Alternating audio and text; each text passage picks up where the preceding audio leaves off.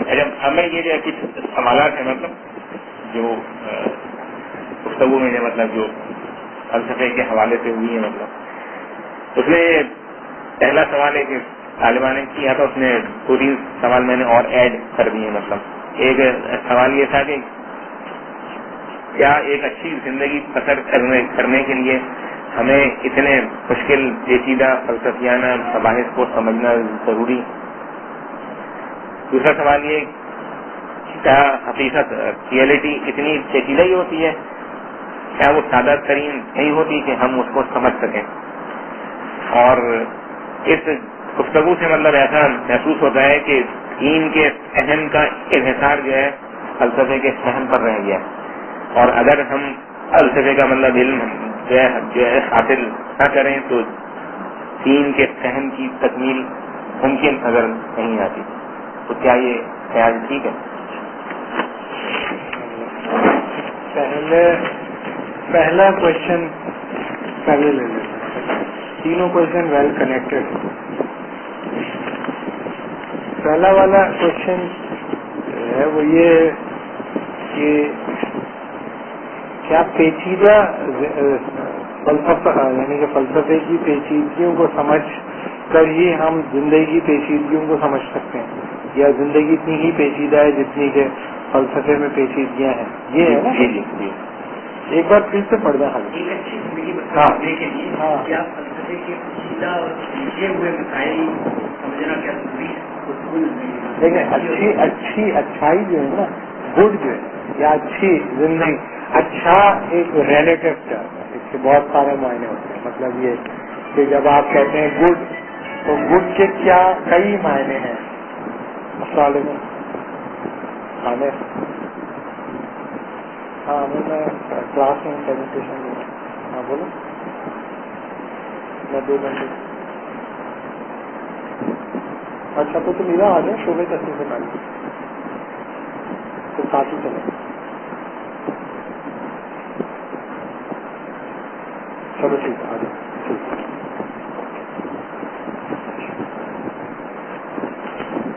کہ پہلے تو یہ ہم لوگ سمجھ لیں کہ گڈ جو ہوتا ہے وہ ایک ریلیٹو, مطلب یہ کہ فرض کر لیں کہ گڈ ہم اچھے کئی معنوں میں استعمال کرتے ہیں. مثلا یہ کہ ہم کہتے ہیں کہ اچھا استاد, اچھا ڈاکٹر,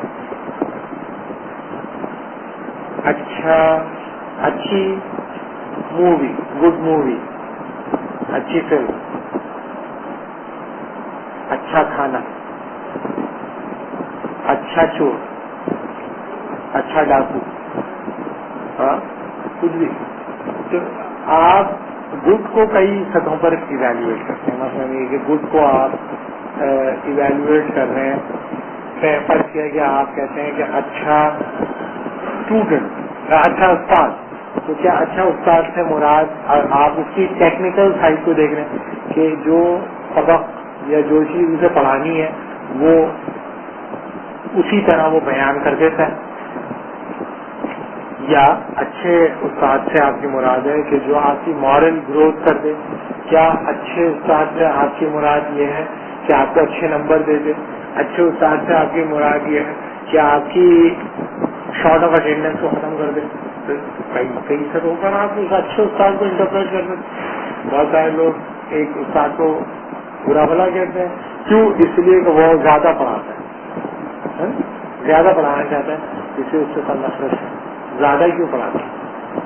ایک استاد اس لیے نفرت وہ کم پڑھاتا ہے. ایک استاد اس لیے کہ یہ ڈانٹتا ہے اور زندگی ڈومینیٹ کرتا ہے اسٹوڈنٹ کو. ایک کہ بالکل ہی یار باش آدمی ہے, اس کے کندھے پہ ہاتھ مار رہا ہے, اس کے کندھے پہ ہاتھ مار رہا ہے. کیا پھر اگر آپ آ جائیں گڈ ڈاکٹر, تو گڈ ڈاکٹر سے مراد یہ کہ آپ ٹیکنیکل سطح پر اس کو ایویلویٹ کر رہے ہیں کہ گڈ ڈاکٹر سے مراد یہ ہے کہ ایک ایسا ڈاکٹر کہ جس کے پاس آپ کی بیماریوں کا علاج ہے. ظاہر ہے کہ وہ آپ کو اگر گالیاں بھی بک رہا ہے تو بھی آپ کو اس سے کوئی فرق نہیں ہوا, اس کی اچھائی پہ کوئی اثر نہیں پڑتا. ایک دو ایسے ڈاکٹر ہیں کراچی میں جو اپنی فیس کے منجے پہ ڈاکٹر ہیں, لیکن ایکسپلسٹلی گالیاں ہوتے ہیں آپ منہ کے اوپر, ہر قسم کی گالیاں, اور لوگ گالیاں سنتے ہیں اور شرابت سے چپ کر کے علاج کرواتے ہیں. اور پھر کہتے اچھا ڈاکٹر سے مراد یہاں پر کیا ہے؟ ٹیکنیکلی وہ اچھا ڈاکٹر ہے, وہ ایک اچھا سرجن ہے, ہڈیوں کا ایسا آپریشن کرتا ہے کہ دوسرے نہیں, کٹے ہوئے ہاتھ بھی جوڑ دیتا ہے, سمجھا. تو بتانے کا مطلب یہ کہ ایک آپ نے کہا گڈ مووی, تو گڈ کو آپ نے ایستھیٹیکلی ایویلویٹ کیا جمالیاتی سطح کے اوپر, پھر اس کے اندر جو فلم میکنگ ہوئی, جو طریقے, جو ٹیکنیکس استعمال ہوئی, اس کو دیکھنے کے نتیجے میں امپریشن جو ہوا اس میں آپ کی جمالیاتی اس کو اپیل. تو اسی طریقے سے جب آپ کہتے ہیں زندگی, تو زندگی کے کئی پرتوں ہیں. زندگی کی ایک جمالیاتی سائڈ بھی ہے, زندگی کی ایک اخلاقی سائڈ بھی ہے, زندگی کی ایک نفسیاتی سائڈ بھی ہے, زندگی کی ایک روحانی سائڈ بھی ہے, بہت ساری. تو پہلی بات تو یہ کہ یہ کلیئر ہونا چاہیے کہ اچھی زندگی کا آدمی کیا مراد ہے. یہ ممکن ہے کہ ایک آدمی کا یہ خیال ہو کہ یہ اچھی زندگی ہے, لیکن جمالیاتی سطح پر بالکل اس کی زندگی میں کچھ نہ ہو, اور ٹیکنالوجیکل اور کمفرٹ کی سطح کے اوپر کچھ بھی نہ ہو اس کے پاس, اور کچھ بھی نہ ہو اس کے بعد, لیکن وہ مطمئن ہو. تو کیا اسے آپ اچھی زندگی کہیں گے یا نہیں کہیں گے؟ جیسے چین جو تھا ایک بڑا مشہور جو تھا وہ تھا وائز مین سمجھا جاتا تھا چین, تو اس کو امپرر جو تھا اس سے مشورے کرتا تھا. اب ظاہر فون تو نہیں تھا نا, امپرر کو بھیجنا پڑتا تھا, پھر وہ جاتا تھا, وہ چین اتنی کمپلیکیٹڈ بات کرتا تھا اس کی سمجھ میں نہیں آتی تھی, تو وہ اپنے ذہین آدمیوں کو بھیجتا تھا, اس میں ٹائم لگتا تھا. وہ چین جو تھا وہ رہتا تھا جنگلوں میں اکیلا. تو اس نے بادشاہ نے کہا بھائی تم مجھ سے محبت بھی کرتے ہو, مجھے مشورے بھی دیتے ہو, میں سے مشورہ, تو تم میرے پاس آ جاؤ. بولے میں تم سے محبت نہیں کرتا, میں وزڈم سے محبت کرتا. I am in love of wisdom. I am not in love with you. تو مجھے وزڈم سے محبت ہے, اس لیے میں انسانوں سے دور رہتا ہوں, کیونکہ لوگوں کے بیچ میں رہنے سے وزڈم ختم ہو جاتی ہے. اور میری وزڈم مجھے بتاتی ہے کہ جب کوئی مشکل میں ہو تو اس کی جو مدد کر سکتے ہو وہ کر دو, تو میں تمہیں مشورہ دیتا ہوں. تو بادشاہ نے کہا مجھے تو تم سے محبت ہے. تو بادشاہ نے کہا اس کو ادھر لے آؤ, زبردستی لے آؤ. بادشاہ کو جب محبت ہو جائے گی تو خیر نہیں نا, تو وہ جو ہے بادشاہ وہ زبردستی کرنے آئے, تو وہ سب احترام بھی کرتے تھے اس کا. تو اس نے کہا کہ بھائی بادشاہ نے ہم آئے تو ہیں لیکن ہم تمہیں ساتھ لے کے جائیں. تو اس نے کہا کہ بادشاہ کیوں, بادشاہ تم سے محبت کرتا ہے اور تمہیں اپنے پاس رکھتا ہے. انہوں نے بادشاہ تم سے محبت کیوں نہیں کرتا, تم چھاؤنیوں میں رہتے تم سے محبت کیوں نہیں کرتا. انہوں نے کہا ہم وائز نہیں ہیں. تو بولا اصل میں تو پھر بادشاہ وزڈم سے محبت کرتا ہے, وزڈم نہیں کرتا. ہاں یہ بات تو ہے. بولا میں وائز اس لیے ہوں کہ میں یہاں رہتا ہوں, بادشاہ پاس گیا تو میری وزڈم ختم ہو جائے گی. تو کیچڑ میں جو ہے کچھوا بیٹھا ہوا تھا, تو اس نے کہا یہ کچھوے کو تم اگر دھو اور صاف کرو اور اس کو لپیٹ دو شیشے کے ورق میں, وہ سونے کے وقت میں, تو یہ اس کچھوے کے لیے اچھا ہے یا کیچڑ میں رہنا اس کے لیے اچھا ہے؟ تو یہاں کیچڑ میں رہنا اچھا ہے. بولا پھر میرے لیے بھی یہی اچھا ہے کہ میں جاؤں. اور بادشاہ کو وزڈم سے محبت ہے تو بھی اس کے لیے ضروری ہے چلے. تو بتانے کا مطلب یہ کہ وہ اس کے خیال میں اچھی زندگی کا مطلب ہوتا ہے دنیاوی جھمیلوں سے دور رہنا. بدھا نے بھی یہی مطلب آپ یعنی کہ چائنیز اور یعنی کہ ایسٹرن کنسپشن جتنی بھی ہے نا وزڈم کے ایسٹ, وہ یہی ہے کہ زیادہ چکر بازیوں میں آپ پڑے دنیا ہی تو ختم, پھر دماغ کام نہیں کرے گا. یہ صرف ریلیجیس نہیں, میں آپ بتاؤں اورینٹیشن یہ ہے کہ دنیا کے چکر میں جو اس کی وزڈم ختم ہو جاتی ہے, وزڈم نہیں رہتی. جو جتنا کیری کرتا ہے نا اسباب, اتنی اس کی وزڈم کم ہو جاتی ہے. اور وہ انورس پروپورشنل ہے, انورسلی پروپورشنل ہے. جو بڑھے گی دوسرا گھٹے گا, ایسا ہو نہیں سکتا دونوں بڑھے, دونوں نہیں بڑھتے. اور امپیریکلی آپ ڈیمانسٹریٹ کر کے دکھا سکتے ہیں امپیریکلی. یعنی کہ بدھا نے چھوڑ دی, بادشاہ چھوڑ دی, جہاں سے درخت کے نیچے بیٹھ گیا. کتنے لوگوں کے اندر یہ ضرورت ہوگی کہ وہ کریں. موت آ رہی ہوتی ہے ایک سیٹ لینے کے لیے, کاؤنسلر کی سیٹ لینے کے لیے بھائیوں کو قتل کروا دیتے. بادشاہ تھا, بادشاہ چھوڑ کے درخت کے نیچے جا کے بیٹھ گیا. وزڈم ہوگی نا اس کی, کوئی تو وزڈم ہوگی اس کی کہ لیٹن امریکہ تک اس کی تھاٹ پہنچ گئی. پورے علاقے بدھسٹ ہو اور بڑے بڑے وارئر بغیر جنگ لڑے بدھسٹ ہو. تو پہلی بات تو یہ کہ یہ پتا ہونا چاہیے کہ اچھائی سے کیا مراد ہے. بہت سارے لوگوں کا اچھائی کا مطلب یہ ہوتا ہے کہ ان کے پاس 2 گاڑیاں ہوں, 2 سے 4 ہو جائیں, 4 سے 8 ہو جائیں, 8 سے ہو جائیں, مطلب زیادہ بڑا گھر ہو جائے, یا کیا اچھائی سے کیا اچھی زندگی گزارنے کا کیا مطلب ہے. اس کا مطلب ہے اچھائی کے تصورات, اچھائی کی سطحیں ڈفرینٹ ہو سکتی ہیں. یہ ممکن ہے کہ ایک آدمی کی بڑی میزریبل زندگی ہو, آپ کہیں یہ تو بڑی میزریبل زندگی گزارا, لیکن وہ اچھی زندگی گزارا. ایک آدمی بہت مزے میں ہو, آپ کہیں تو بڑے مزے میں, لیکن وہ میزریبل زندگی گزارا. تو پہلی بات تو یہ کہ اچھائی کا ہم یہ سمجھتے ہیں کہ اچھائی, اچھی زندگی کا مطلب یہ ہوتا ہے کہ جو خدا کے ارادے کے زیادہ قریب ہو, وہ ہوتا ہے اچھی زندگی. اور جس کی نہیں ہے وہ اپنا اندازہ کر لیں. اب یہ کہ خدا کے ارادے کے قریب ہے یا نہیں ہے, ظاہر اس کے لیے آپ کے پاس یا تو اتنا علم ہو کہ آپ خدا کے ارادے کو خود ہی پہچان لیں, اور نہیں ہے تو پھر آپ ان لوگوں کو فالو کریں جنہوں نے خدا کے ارادے کو پہچان لیا یا پہچانا اور پریکٹس کر کے دکھایا کہ بھائی دیکھو میں کر کے دکھاتا ہوں, ان کو آپ فالو کریں. اس کے لیے ظاہر ہے کہ آپ کو کوئی ایسا خاص فلسفے کی ضرورت نہیں, ٹھیک ہے. لیکن ذمہ داری یہ ہوتی ہے کہ جو لائف ورلڈ جس میں آپ ہیں اس کو پہچانے بغیر آپ کو سمجھ میں نہیں آئے گا کہ اس میں کس قسم کی اچھائی پھل پھول سکتی ہے. ظاہر ہے کہ یہ گفتگو ہم کرتے ہیں روڈ پہ چلنے والے لوگوں سے تو ہم نہیں کر رہے ہیں. میں رکشے والے کو تو بیٹھ کے کانٹ کے اوپر گفتگو نہیں کرتا. میں رکشے میں بھی جب بیٹھتا ہوں تو میں اس سے گفتگو کرتا ہوں, اور اس کے پاس بھی کوئی نہ کوئی وزڈم ہوتی ہے, کچھ نہ کچھ مجھے بتا کے نہیں سکھاتا ہے, کچھ نہ کچھ بتاتا ہے جو اس نے اپنے لیونگ ایکسپیرئنس سے سیکھا ہے, اور کچھ نہ کچھ نصیحت مجھے کر دیتا ہے وہ بھی. تو یہ نہیں کہ اس کے پاس کوئی وزڈم نہیں ہوتی اور اس نے زندگی نہیں گزاری اور اس نے بس رکشہ چلایا, ایسا نہیں, اس کے پاس بھی ہوئی ہے. لیکن اس سے آپ یہ تقاضا نہیں کر سکتے کہ دیکھو تم جو ہے نا یہ ماڈرن میکینزم کو انڈرسٹینڈ کرو تاکہ تم پتہ چلا سکو کہ اس ماڈرن وے آف اسٹائل جو ہے یا ماڈرن وے آف تھنکنگ جو ہے وہ کس طریقے سے ڈسنٹیگریٹ کر رہی ہے تمہاری ریلیجیس کلیکٹیوٹی کو, تمہاری سوشل کلیکٹیوٹی کو, تمہاری کلچرل کلیکٹیوٹی کو, تمہاری فیملی کلیکٹیوٹی کو کیسے. یہ آپ اس سے ایکسپیکٹ نہیں کر سکتے, نہ آپ کو یہ کرنا چاہیے. یہ تو آپ اس سے تقاضا کریں گے جس کے اندر یہ صلاحیت ہو اور اس نے کچھ وقت لگانے کا ارادہ کر لیا, وقت بھی لگانا. معاشرے میں جا کے وہ کہے گا کہ میں کچھ نالج رکھتا ہوں زندگی سے متعلق ہے, اس کی تو ذمہ داری بنتی ہے نا بھائی, کیونکہ وہ تو جا کے لوگوں کو نہیں میں تو ایسا نہیں سمجھتا, میں ایسا سمجھتا ہوں. ارے بھائی میں ایسا نہیں, رکشہ والا تھوڑی بھی جا رہا ہے کہتا ہے میں ایسا نہیں سمجھتا, میں ایسا سمجھتا ہوں. وہ تو جو بھی سے بتاتے ہیں فالو کر لیتا ہے. وہ تو صرف زندگی کے کچھ سوشل لائف کے جو ہوتے ہیں ان میں اپنے اوپینین دیتا ہے. نالج گورنڈ اوپینین تھوڑی دیتا ہوں. اگر تم نالج گورنڈ اوپینین دے رہے ہو پھر تمہاری ذمہ داری ہے نا بھائی کہ تم نالج گورنڈ اوپینین دے رہے ہو اور تمہیں پتہ نہیں ہے تو خاموشی تم نے کیوں نہیں اختیار کی, پھر تمہارے کو برڈن ہے. تو پہلی بات تو یہ کہ اچھی زندگی بالکل گزاری جا سکتی ہے بغیر فلسفہ پڑھے گی, لیکن ادراک خیر کے لیے علم کی ضرورت ہے. لیکن کیا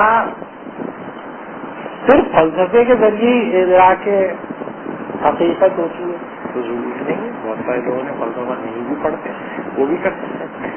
دیکھیں ہم جب کہتے ہیں کہ فلسفہ پڑھا جائے تو اس کی بنیادی وجہ میں آپ کو بتاؤں کہ مختلف لوگوں کے مختلف اوپینین ہوں گے. میں تو کانشیسلی یہ کہتا ہوں کہ میں فلسفہ خیر کی تلاش کے لیے فلسفہ نہیں پڑھتا. تو مطلب میں اپنے بارے میں بالکل کانفیڈنٹلی کہتا ہوں میں کسی فلسفے کو اس لیے ضرور پڑھتا ہوں کہ مجھے کوئی خیر ملے گا. ایسا ویسا میرا کچھ نہیں ہے. پڑھتے ہوں گے لوگ مگر میں اس وجہ سے فلسفہ نہیں پڑھتا. میں تو کنٹمپرری ورلڈ آرڈر کو, سوشل آرڈر کو سمجھنا چاہتا ہوں. کیوں؟ کیونکہ اس کی پشت پہ یہ فلسفہ ہے تاکہ مجھے سمجھ میں آئے کہ کیا ہے. خیر نہیں ہے یہ مجھے پتا ہے, لیکن میں اسے سمجھنا چاہتا ہوں. کیوں؟ کیونکہ جس خیر کی ہم تلاش میں ہیں وہ اس سے کنسٹرینڈ ہوتا ہے. ہمارا یہ خیال ہے، ایسا ہمارا ماننا ہے. جی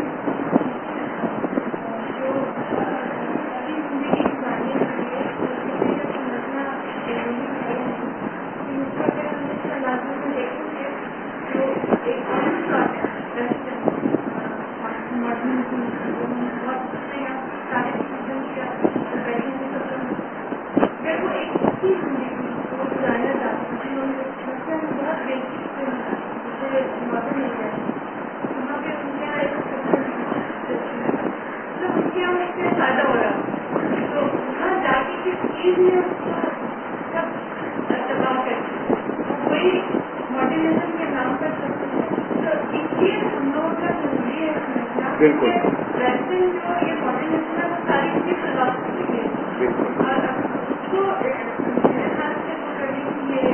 ایکسپلور کرنے کو.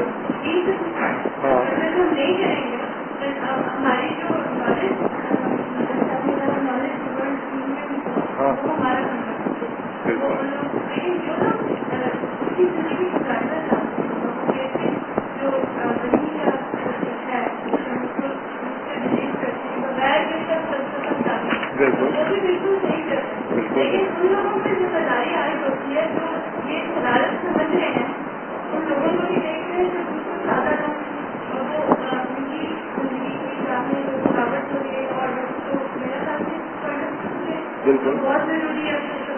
بالکل.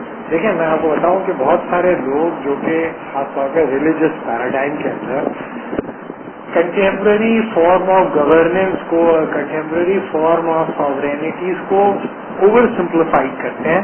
وہ انڈرمائن کرتے ہیں ماڈرن اسٹیٹ اسٹرکچر کی کمپلیکسٹی. ماڈرن اسٹیٹ اسٹرکچر جو ہے وہ 300 سال کے اندر گرو کر گیا بہت زیادہ اور بہت کمپلیکیٹڈ ہے. اس کی پینیٹریشن بھی بہت زیادہ، وہ ہڈیوں تک اتری ہوئی ہے، روح تک اتری ہوئی ہے.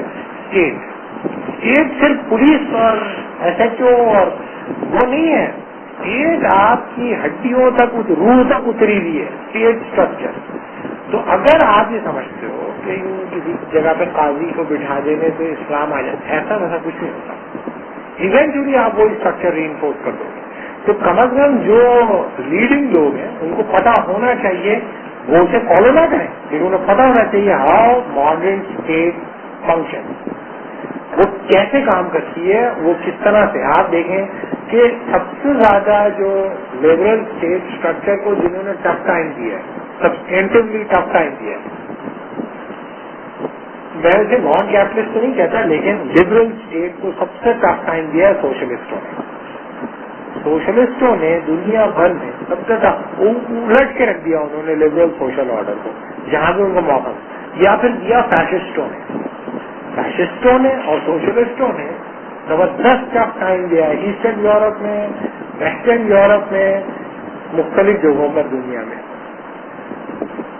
آپ لیفٹسٹوں کے اندر یہ صلاحیت ہے کہ وہ لبرل اسٹیٹ کو بہت اچھی طرح انڈرسٹینڈ کرتے ہیں. They understand liberal state for more better than liberal thinker. جن کے چوٹی کے تھنکر ہیں نا سوشلسٹوں میں، جیسے لینن ہے یا ٹراؤٹسکی ہے یا مارکس ہے یا برنسٹائن ہے، جن کو آپ تھنکرز کے طور پہ پیش، وہ لبرلزم کو لبرل سے زیادہ اچھی طرح انڈرسٹینڈ کرتے ہیں. انہیں پتا تھا کہ کیسے فنکشن کرتی ہے اسٹیٹ. جب ان کو پتا تھا تو انہوں نے لبرل اسٹیٹ کے وہ جگہوں پر ہاتھ رکھا جہاں سے وہ کمزور ہوتی ہے، اور جہاں ان کو موقع ملا انہوں نے الٹ دیا اس اسٹیٹ اسٹرکچر. لیکن یہ سوشلزم کی اپنی کمزوری تھی کہ وہ چونکہ اقدار کی سطح پر لبرل اقدار ہی کی ایک دوسری فارم تھی، اسی لیے وہ زیادہ دن تک سسٹین نہیں کر سکے. تو جو لوگ لبرل اسٹیٹ اسٹرکچر کو اسی لیے قبول نہیں کرتے، لیٹ سپوز کہ وہ سمجھتے ہیں کہ وہ اسلامسٹ ہیں یا وہ انقلابی ہیں، تو بھائی وہ اسٹیٹ کو سمجھے تو انڈرسٹینڈ تو کرو. اسٹیٹ کو تم لیڈ کر رہے ہو لاکھوں لوگوں کو اور تمہیں پتہ نہیں ہے اسٹیٹ کیسے فنکشن کریں. تم ہزاروں لوگوں کو روڈ کے اوپر لے آ، تم ان سے کہہ رہے ہو یہ اس طرح کچھ لوگ اگر بیٹھ جاتے ہیں قاضی بن کے تو اسلامی نظام اس طرح ہو گیا تھا. بھائی لبرل اسٹیٹ چاہے تو ہر مسجد کے اندر ایک قاضی بٹھا دے، اس کے باوجود لبرل آرڈر مینٹین.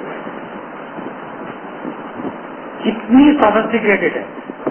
आज मैं और तुम जो दुनिया में है उसमें लिबरल इंस्टीट्यूशन को रन करने वाले इंतहाई निकम्मे, नालायक और दो कौड़ी के लोग हैं इंटेलेक्चुअली। इस वजह से आपको ब्रूटल शक्ल लिबरलिज्म की दिखाई दे रही है। अगर वो 17वीं और सदी के या 18वीं सदी के लिबरल थिंकर्स होते तो आपको पता ही था ये 2 दिन की मार नहीं थे ये लोग जो लिबरल स्टेट से लड़ने के लिए खड़े हो रहे हैं। इस तरह हैंडल करते हैं।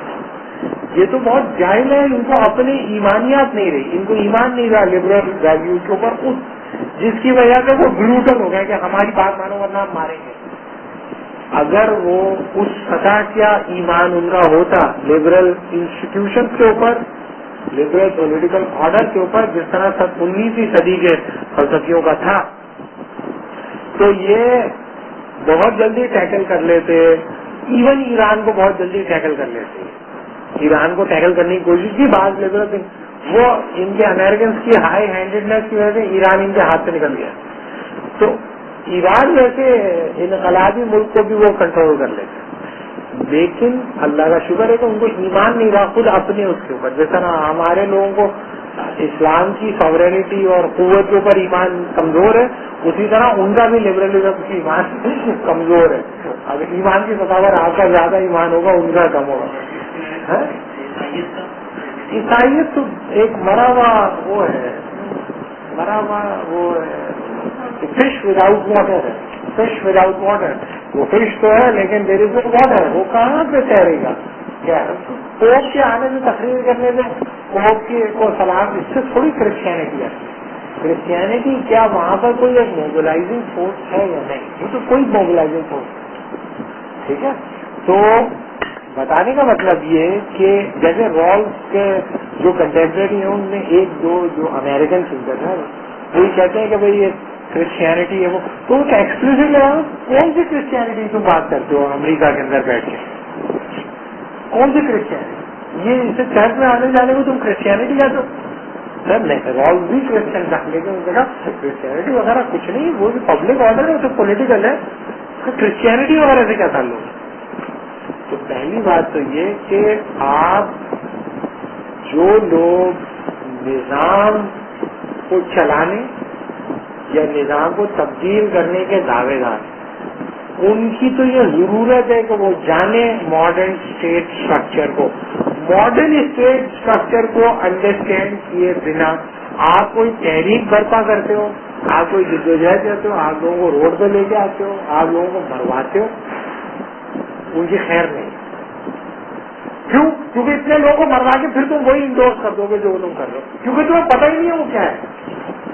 तुम जिससे लड़ रहे हो तुम्हें पता तो हो वो क्या है, तभी तो तुम कुछ करोगे। अगर तुम्हें पता ही नहीं है वो क्या है, ये समझते हैं कि कहीं पर मजहबी आदमी को बिठाने से वो निजाम से, भाई ऐसा थोड़ी था।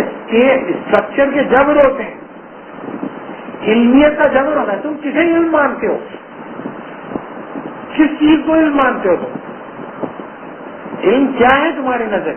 तो कहता हमारे नजर में इल्म है, लेकिन ये कि जो जिस बुनियाद पर तुम अपनी इंस्टीट्यूशनलाइजेशन कर रहे हो उसके सारे प्रीएम्बल्स उसके कंसिस्टेंट है सारे। तो फिर जब उसके साथ सारे के सारे कंसिस्टेंट है तो ये ढकोसला पालने की क्या जरूरत है? ये इस्लामी निजाम है। बोलो लिबरल निजामी, लिबरल निजामी असल इस्लामी निजाम है। बस सब मजहबी लोग आके बैठ जाए, पार्लियामेंट में सारे मजहबी लोग चले जाए तो इस्लामी हो जाएगी क्या पार्लियामेंट है? 55 थे ना बैठे, कौन सी तोप चला ली उन्होंने? कौन सी तोप चला ली? सरहद के अंदर पूरी असेंबली थी ना, कौन सी तोप चला दी? एक हिस्सा भी पास नहीं करवा सके। इनको पता ही नहीं स्टेट किस तरह से काम करती है, इनको ये पता ही नहीं लॉ मेकिंग के प्रियम जो है वो क्या कंस्ट्रेंट्स पैदा कर देते हैं आपके लिए कि आप उसके अलग रंग कुछ और करने की हैसियत है। और ये इतने बेवकूफ है कि ये समझते हैं कि पार्लियामेंट डिसीजन मेकर होती है। तो भाई पार्लियामेंट डिसीजन मेकर नहीं होती, नॉन इलेक्टेड इंटेलिजेंशिया होती है जो स्टेट को चलाती है। वो सारे नॉन इलेक्टेड टेक्नोक्रेट्स होते हैं।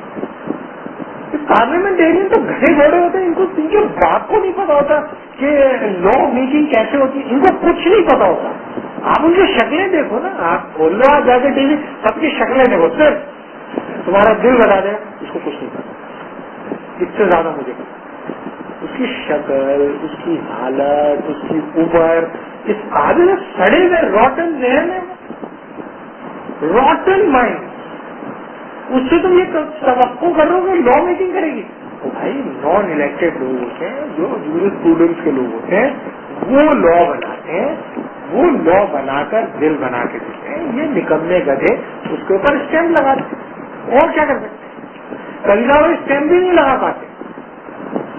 اتنی ضرورت نہیں ہوتی کہ اسٹیمپ لگا دیں اس کو. اس میں بھی ووٹ وہ جاتے ہیں ریجیکٹ، یعنی کہ وہ جو ہوتی ہے نا رائے شماری، اس میں غلط ووٹ کاسٹ کر دیتے ہیں. پارلیمنٹ ایریا سمجھ میں بیچ میں لگا 50,000 ووٹ لے کے آیا، اس کی ذہنی حالت یہ وہ تمہارے لیے قانون بنائے. تم اس قانون سے چلو یہ سوچ کے کہ will of the people will check کریے. تو بھائی پہلی بات جو پارلیمنٹ کے اندر بیٹھے ہوتے ہیں وہ ڈپینڈنٹ ہوتے ہیں ٹیکنوکریٹک اسٹرکچر کے اوپر. علم جو ہوتا ہے وہ ہوتا ہے سوشل سائنسز ٹیکنالوجی کی بنیاد پر. یعنی کہ یہ جو پارلیمنٹیرین ہے ان میں سے ایک آدمی کے اندر یہ ضرورت ہے کہ کسی سوشیولوجسٹ کی کرٹیک ڈیولپ کر لیں پارلیمنٹ میں بیٹھ کے. اس کے کم ہے کہ یہ بتائے مزیلت کا جو ویو ہے سوشل اسٹرکچر کی گروتھ کے بارے میں ٹھیک نہیں. اس کا باپ بھی نہیں بتا سکتا، اس کو پتہ نہیں ہوگا اس کا نام. وہ جا کر مزیلت و بنا کر سوشل آرڈر انڈورس کر دے گا اور وہ قانون بن کر تمہارے پر مسلط ہو جائے گا.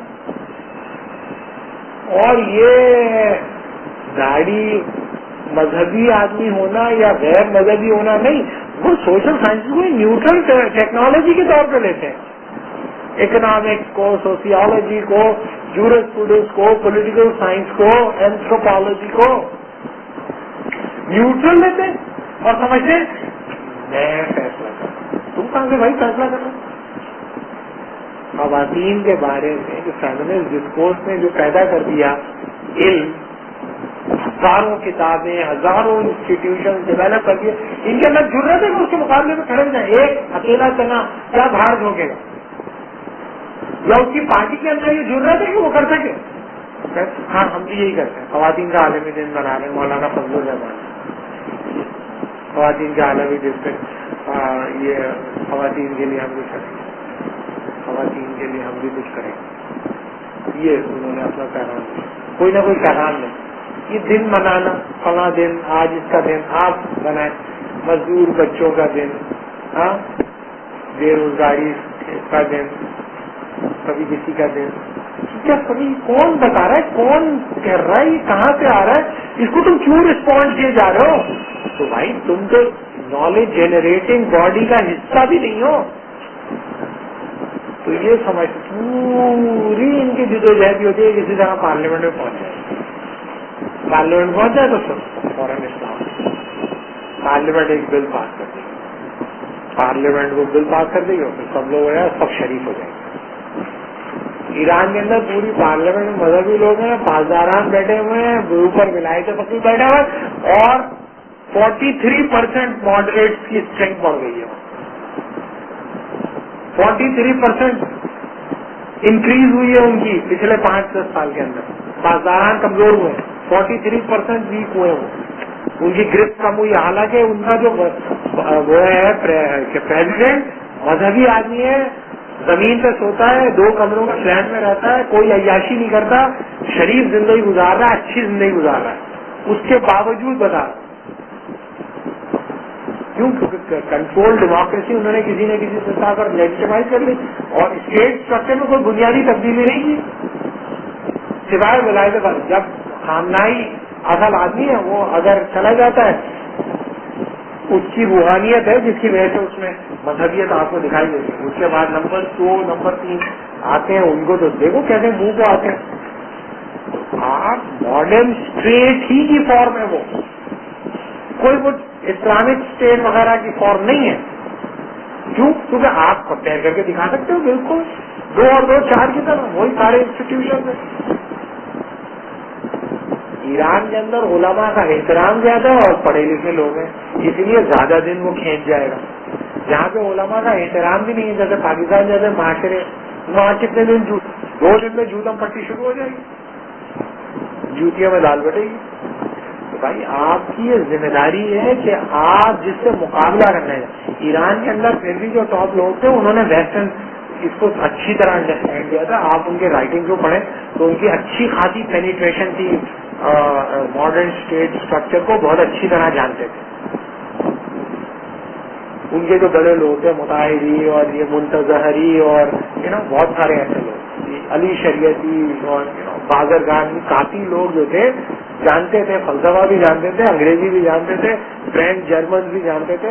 اس کے باوجود انہوں نے جو اسٹیٹ اسٹرکچر بنایا وہ کچھ سالوں کے اندر اس میں جو ماڈریٹس ہیں, جس کو کال ماڈریٹس یا لبرل قوتیں ہیں, جو شرع کی امپوزیشن کو وائلیشن آف ہیومن رائٹس کہتی ہیں, وہ لوگ جو ہیں پاورفل ہو رہے ہیں.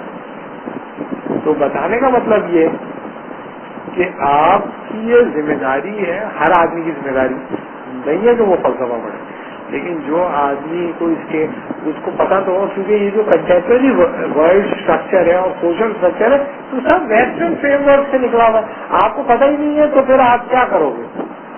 آپ سمجھو ٹی وی پہ جا کے میں اللہ رسول کا پروگرام کروں گا تو سب لوگ شریک ہو جائیں گے. جو اینکر پرسن ہے نا, اینکر پرسن جو مولانا صاحب کے ساتھ کام کر رہے ہیں اعلیٰ صاحب, وہ ویسے کا ویسی بدماش ہے, بالکل شریک نہیں ہوا. وہ مولانا صاحب سے سوال کرتا ہے, اچھا یہ بتائیں, اب یہ بتائیں, اب یہ بتائیں. تو بھائی تم سوال کرو, جاؤ نا, تبدیل کرو نا اپنی زندگی. یہاں بیٹھ کے دھندا کیوں کر رہے ہو ٹی وی میں بیٹھ کے؟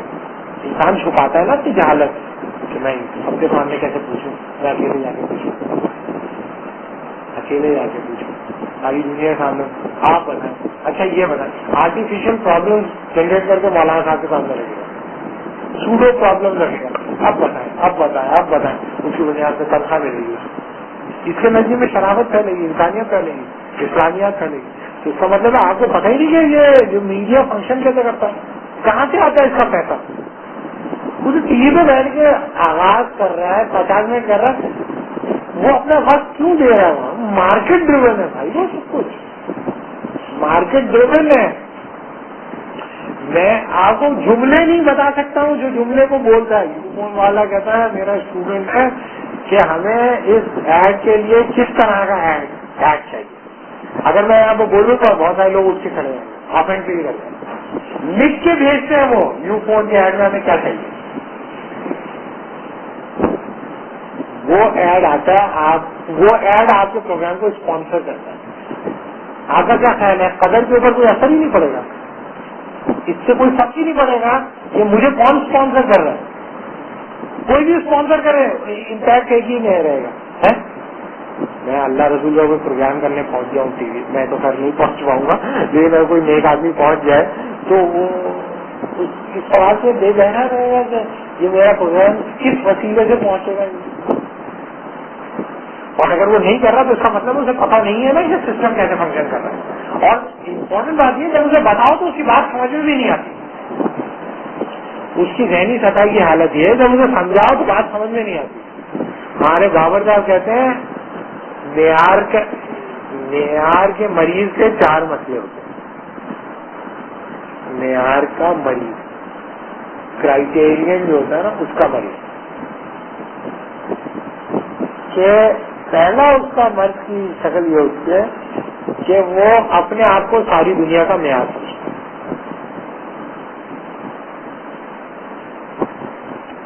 نمبر 2, اپنے معیار کو ساری دنیا کا معیار ہی سمجھتا ہے. یعنی کہ میرا جس معیار میں پورا ہوتا ساری دنیا بھی اس معیار پہ پورا اترتی ہے اور اسی کو معیار مانتی ہے. تیسرا, اگر میرا معیار دنیا کے معیارات سے کنسسٹنٹ نہیں ہے تو دنیا کو اپنے معیارات تبدیل کرنے چاہیے. چوتھی, اگر کوئی سمجھائے تو یہ بات سمجھ میں نہیں آئے. کوئی تو سمجھائے کہ بھائی تمہارے ساتھ یہ مسئلہ, تو یہ بات ان کی سمجھ میں نہیں آئے. پہلے دوسرا ہے کہ اپنے معیار کو ساری دنیا کا معیار سمجھتے. تو یہ ہمارے بابا صاحب اسٹوڈنٹ ہے تو ہمیں بتاتے ہیں کہ تم لوگ اس سے بچنا. تو بلکہ ان کے پاس جو اکثر ٹی وی کے لوگ آتے ہیں کہ آپ آئے، وہ لکھتے ہیں، بلکہ وہ کتاب کی فارم میں لکھ بھی رہے ہیں. بہت ان کی بہت ساری اس طرح کی وہ ہے کہ اس میں ویژول. نہیں مجھے نہیں معلوم، مجھے اچھا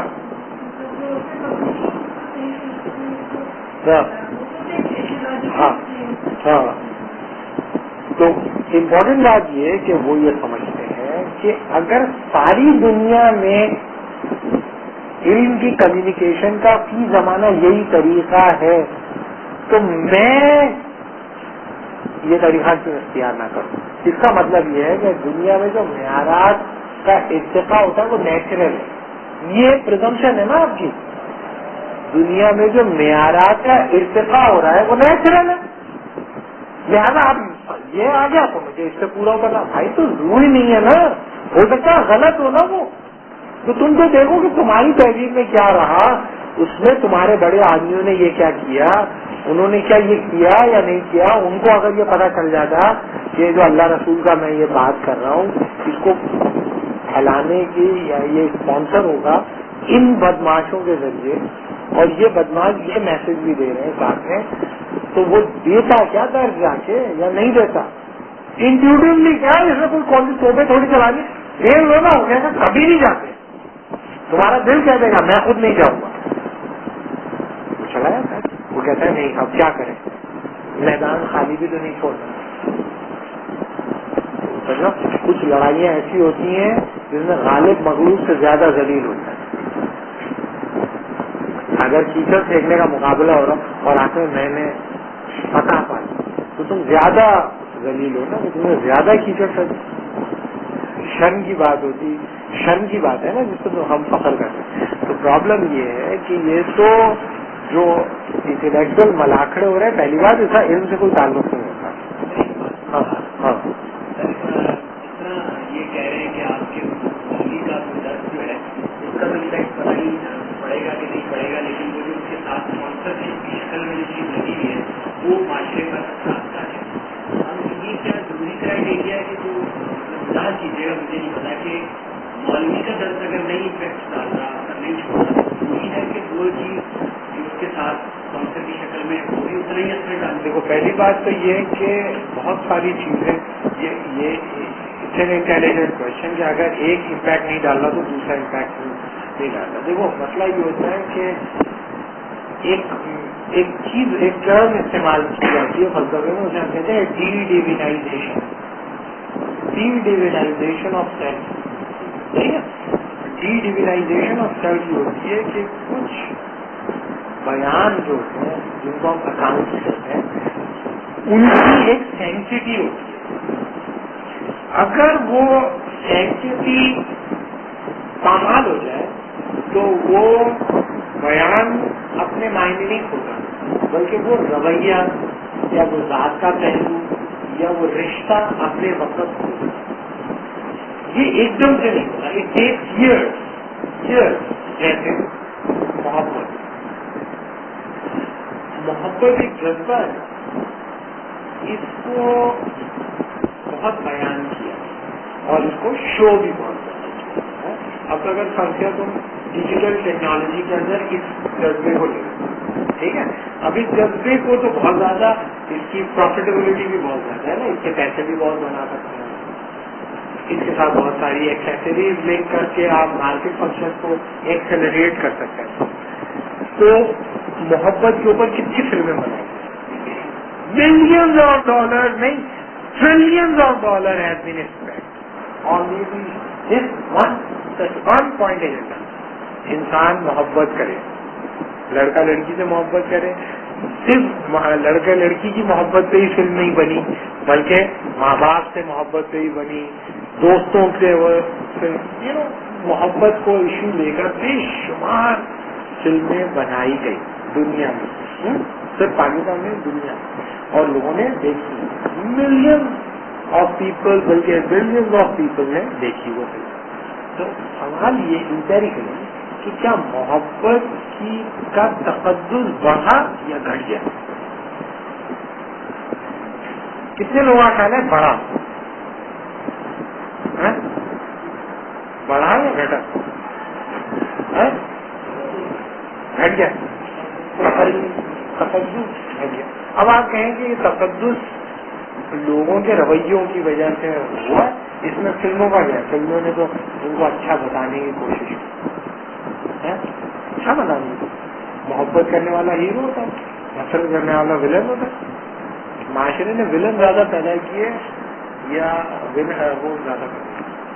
और कराची के अंदर जो फिल्में देखी गई इंडियन फिल्में, उसके नजर में भाई ज्यादा बने या हीरो ज्यादा बने? आदमी भाई बनना चाहता, हीरो बन नहीं सकता, भाई बनना चाहता है। तो इम्पोर्टेंट बात क्या है उसके, एक उसमें यहाँ पर आया हुआ था एक आदमी, तो इंडियन था वो, तो उससे हमारी मुलाकात है, ब्रिटिश काउंसिल में हो गया, तो उससे मेरी बात हुई, इंडियन था, तो उससे फिल्म मेकिंग के ऊपर आया। तो उसने कहा कि मैंने उससे कहा कि 60s में जो तुम फिल्में बनाते थे और ये अब ये जो फिल्में बना, इसमें क्या क्या फर्क है? वो हीरो इतना वल्गैरिटी ये वो कैसे है? तो उसने कहा देखो, पहले जो 70s में तो 60s में या 50s में हमारा कैमरा मैन जो होता था वो, उसकी आंख जो होती थी वो रिफ्लेक्ट करती थी मोहब्बत करने वाली, कि मोहब्बत करने वाला अपने महबूब को कैसे देखता है। अब उस मोहब्बत करने वाले की आंख हटा के मार्केट की आंख लगा दी, मार्केट की आंख, तो वो वैसी होगी। अब क्या करें? तो कोई खुश तो नहीं है, हिंदू भी कोई खुश नहीं है इस बात। इंडिया के अंदर बड़ी स्ट्रांग मूवमेंट्स हैं जो रेजिस्ट करती हैं इसको, इवन बीजेपी के अंदर है ऐसी मूवमेंट जो प्रोटेस्ट करती है इसके ऊपर। लेकिन इम्पोर्टेंट बात यह है कि किसी चीज के ऊपर बहुत ज्यादा गुफ्तगू होने से और बहुत ज्यादा लिखे जाने से और बहुत ज्यादा बातें होने से क्या उसकी तकद्दुस बढ़ता है घटता है? अब आप कहें नहीं बढ़ता है घटता, मैं कह रहा हूँ मीडियम की वजह से तकद्दुस के ऊपर इम्पैक्ट। मीडियम जो था, जिस मीडियम में वो गया, उसके नजर में बदमाशी ज्यादा है। और बहुत सारे लोग जो कहते हैं ना मैं जो है इस्लाम को फैलाना चाहता हूँ, वो भी वही हशर करेंगे जो हशर उन्होंने मोहब्बत कर, इस जज्बे के, इस जज्बे को बुनियाद बनाकर लोगों ने लिखा भी बहुत, उससे इतना इम्पैक्ट नहीं बुरा पड़ा। क्यों? क्योंकि उसके अंदर तुम देख नहीं रहे होते, तुम्हारी अपनी इमेजिनेशन, तुम्हारी अपने तकद्दुस के जो कुछ भी होता है वो रिफ्लेक्ट कर रहे होते हैं, और तुम्हारे दिमाग में क्या चला और इनके दिमाग में क्या चला और इनके दिमाग में क्या चला वो अलग अलग होता है, तो उसको इम्पैक्ट आने में बहुत टाइम लगता है। लेकिन एक चीज तुम देख रहे हो तो वो कैप्चरिंग मोमेंट होते हैं, तो उसके साथ मोहब्बत भी आती है, मोहब्बत की ख्वाहिश भी पैदा होती है, और मोहब्बत कैसे की जाएगी ये भी पैदा होती है ना। इसी तरह इस्लाम के बारे में आपकी ख्वाहिश पैदा होती है, और साथ में यही पैदा होता है किस तरह का इस्लाम, कैसा इस्लाम, ऐसा इस्लाम जो arrahman.com पेश करता है वो ज्यादा चलेगा। वो इस्लाम जो कि मौलाना साहब दे रहे उसमें क्या है? तो ये होता है इस्लाम के खुदा भी मिला और विसाले सनम भी, इधर के भी रहे उधर, तो उसके नजर में अपनी डिग्निटी खो देता है। हम ये कह रहे हैं कि जो मीडियम है, हम ये नहीं कह रहे कि ये मेरा सिर्फ ख्याल है, हो सकता है बिल्कुल गलत हो सकता है अल्लाह ने इस वजह से मुझे जहन्नुम में डाल दिया, अगर टीवी की मुखालफत कर, टीवी से ही तो सब जन्नत में पहुंचे, इधर सब जन्नत में इसलिए भेज दिए गए कि टीवी पे बैठे बक करते रहते थे और टीवी पे नहीं जाए इसलिए से जहन्नुम में भेजा, तो शायद मैं चला जाऊँ। लेकिन ये कि मैं वहाँ आर्ग्यू आउट जरूर करूँगा कि ये पता नहीं किस तरह कैलकुलेट हुआ, लेकिन ये रैशनली है, ठीक है, लेकिन ये कि ये तो एक नजरिया ही है ना, बिल्कुल गलत हो सकता है। अगर गलत है तो बता दो, तो पहले तुम्हें पता चलाना पड़ेगा ना ये फंक्शन कैसे करता है, आओ बताओ मैं कैसे फंक्शन करता है। तुम किसी इदारे में जाके बैठे हो, तुम्हें पता ही नहीं हो फंक्शन कैसे करता हो, और तुम पहुंच गए खैर फैलाने के लिए, तो पहले तुम पूरा सिस्टम को समझ लो, फिर जाके बैठो तो फिर अच्छे भी रहोगे ना तुम। तो पता ही नहीं है ये भानुमती का कुंभा बना कैसे है भाई, تمہیں بلا لیا گیا خیر پہنچانے کے لیے، تم پہنچ گئے خیر پہنچانے کے لیے، تمہیں خیر پہنچانے کے لیے ٹی وی وہ سیارے چھوڑے امریکہ نے خلاؤں کے اندر کہ تم بیٹھ کے بک بک کرو ٹی وی پہ. یہ بتاؤ کہ کس طرح قربانی کیسے ہوتی ہے اور بکرے کے دانت کیسے دیکھے جاتے ہیں اور یہ کان اور سینگ اور یہ ہمیں، اور کیا تمہارے خیال میں جب ٹی وی نہیں تھا تو لوگوں کو پتہ نہیں تھا بکرے کے دانت کیسے دیکھے جاتے ہیں؟ کیا بکرے کے دانت دیکھے جاتے ہیں اور بکرے کے لیے صحیح بکری کا انتخاب کیسے کیا جاتا ہے؟ ٹی وی نہیں تھا تو لوگوں کو پتہ نہیں تھا. 15 سال میں کیسے پتہ چلا بھائی؟ کیسے پتہ چلا؟ ہمیں کیسے پتہ چلا؟ ہم تو جب 5-6 سال کے تھے ہمیں پتا تھا، وہ اپنے باپ کے ساتھ جاتے تھے، بتایا بیٹا دیکھو دانت ایسے پکڑتے ہیں، بکرے کو ادھر سے پکڑتے ہیں تو ہلتا نہیں ہے جتنا بھی بڑا بکرا، ادھر سے پکڑتے ہیں اس کو ایسے دانت کھولتے ہیں اور ایسے دانت دیکھتے ہیں، یہ دیکھو یہ دانت اس نے ریتی مار کے گھسے. تو تم نے کیا کیا؟ تو بچے کو چھوڑ دیا، ٹی وی جا کے بٹھا دیا.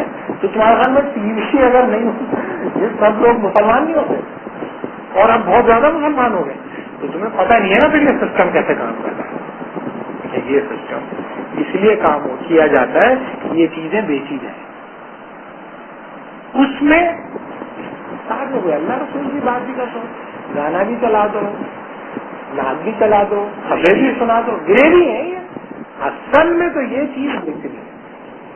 اصل تم بیٹھ جاؤ اسٹاپ واچ لے کے کسی بھی پرائیویٹ چینل کے اوپر صبح شام تک ایک دن کر کے دے دو، اور جب پروگرام آئے تو اسٹاپ واچ آن کرو، اور جب اشتہار آئے تو اسٹاپ واچ آن کرو.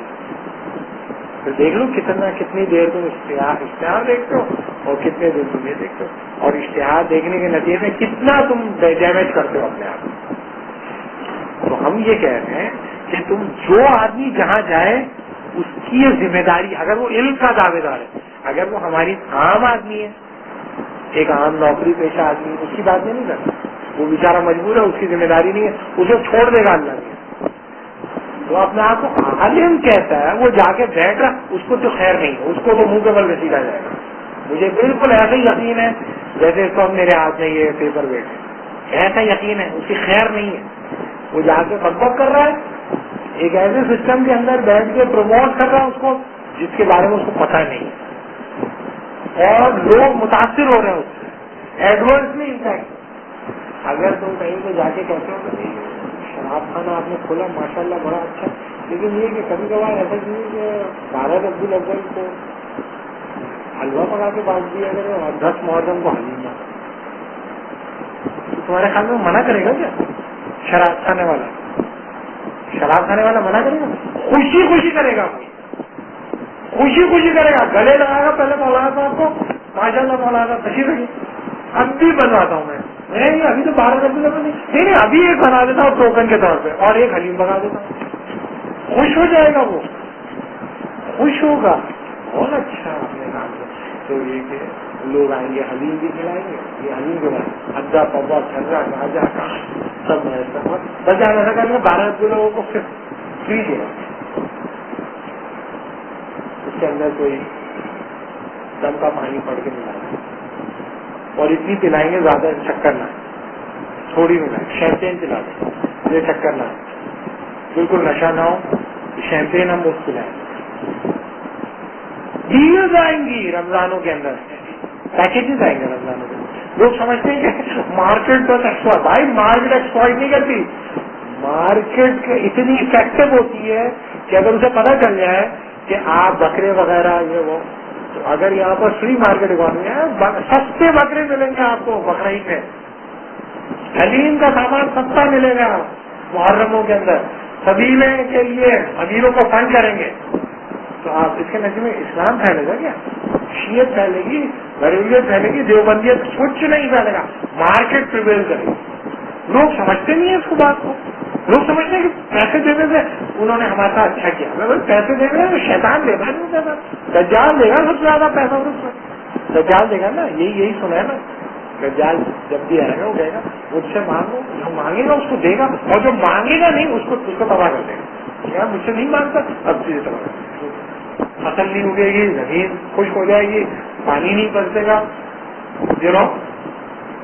جو مانگے گا نہیں دجال اس کی خیر نہیں ہوگی. تو آپ مانگو مارکیٹ سے، مارکیٹ آپ کو دے گی خوب.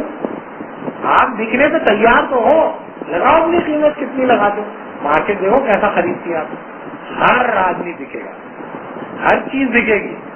کسی میں بکنے کی زیادہ صلاحیت ہے, کسی میں جتنی بکنے کی صلاحیت ہے اتنا بک جائے گا. تو مارکس نے کہا تھا آل وچ از سالڈ میلٹس انٹو واٹر, ہر وہ چیز جو پگھل سکتی ہے پگھلے گی اس آتش.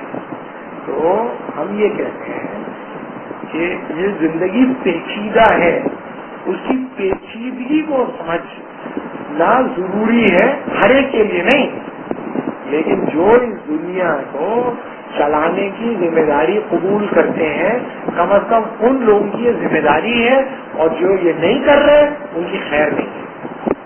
وہ یہاں تو گزار کے چلے جائیں گے, لوگوں کو پتہ نہیں چلے گا انہوں نے ہمارے ساتھ کیا کر دیا.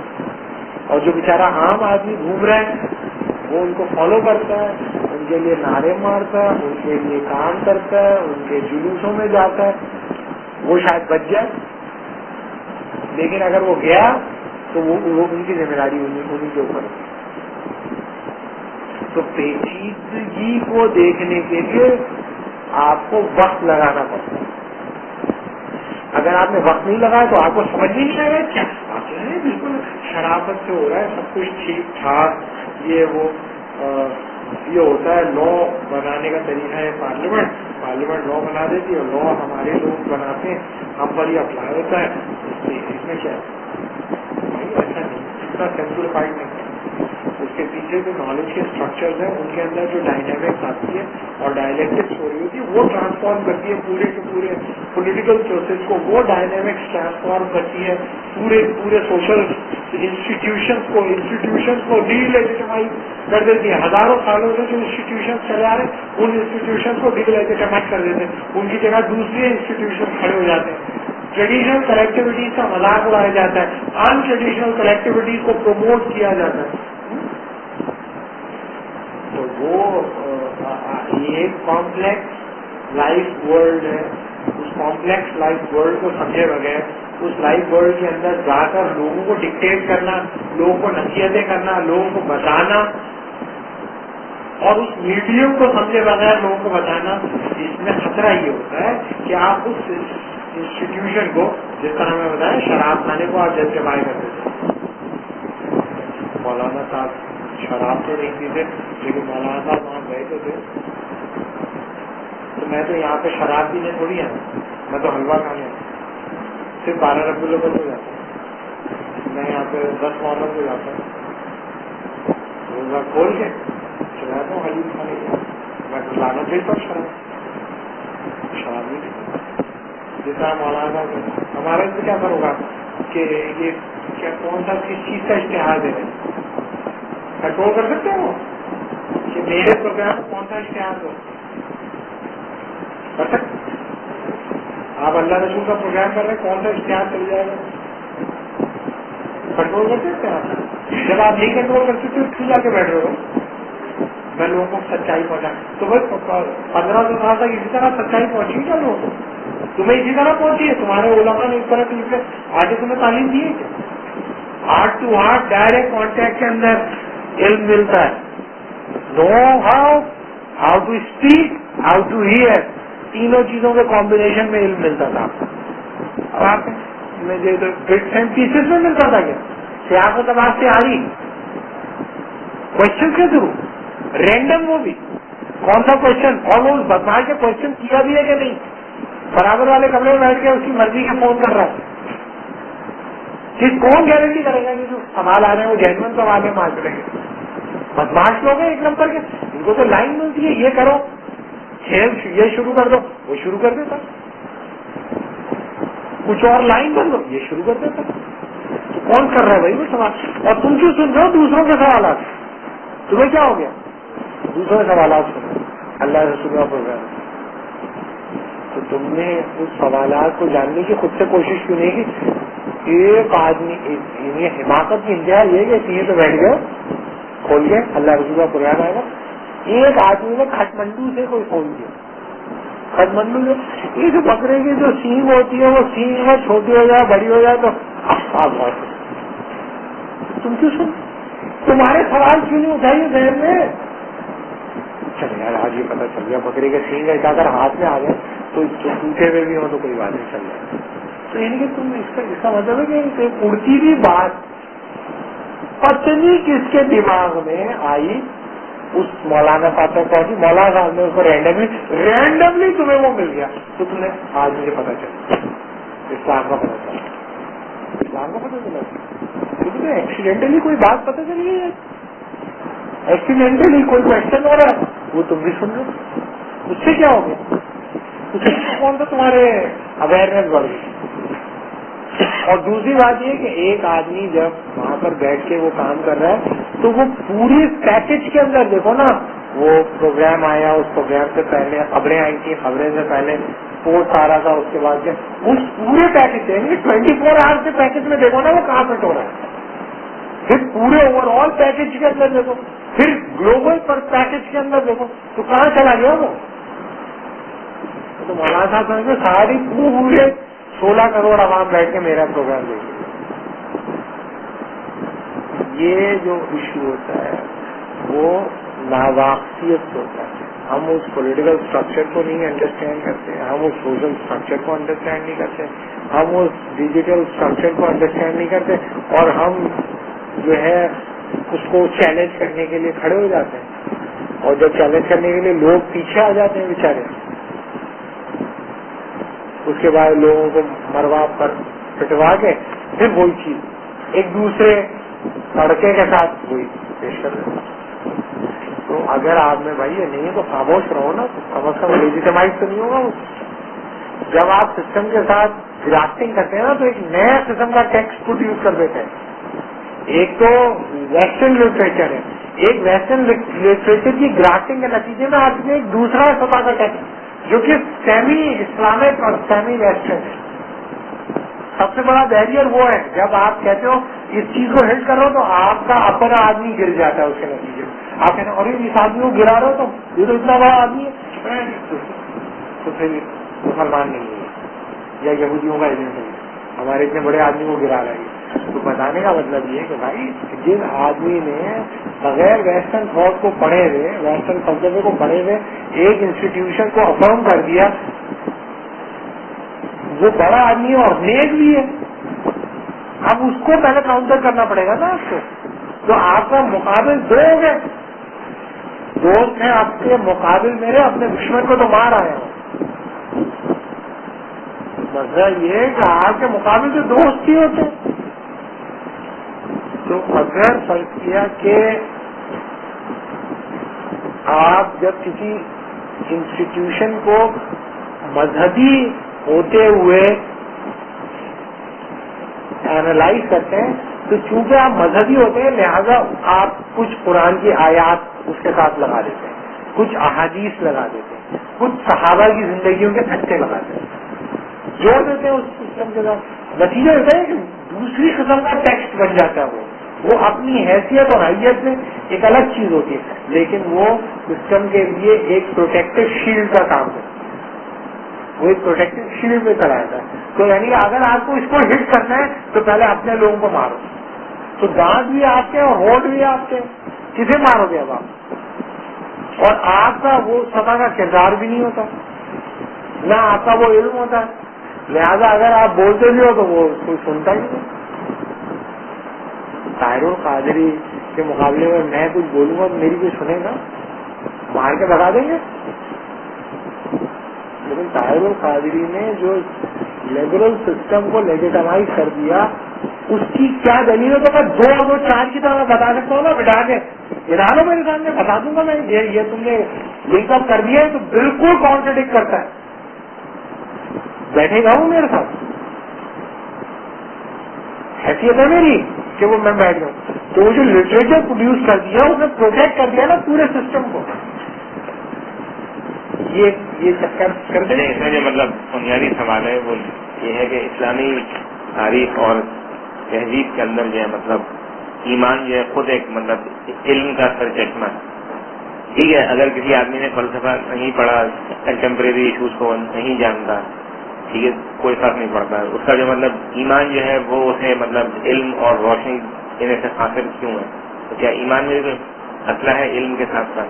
دیکھیں مسئلہ یہ ہوتا ہے کہ ایمان جو ہم بار بار کہتے ہیں، ایمان جو ہوتا ہے یہ ریلیجن کے اندر پریکٹس کیا جاتا ہے، ایبسٹریکشن میں تو نہیں. آپ ایمان تو ہے، آپ کیری کرتے ہیں ایمان، لیکن religion is the institutionalised form of faith. ایمان یہ خدا کو تو یہودی بھی رکھتا ہے، یہودی بھی ایک خدا کو مانتے ہیں، مسلمان بھی ایک خدا کو مانتے ہیں، کرسچن بھی کہتے ہیں ہم ایک ہی خدا کو مانتے ہیں.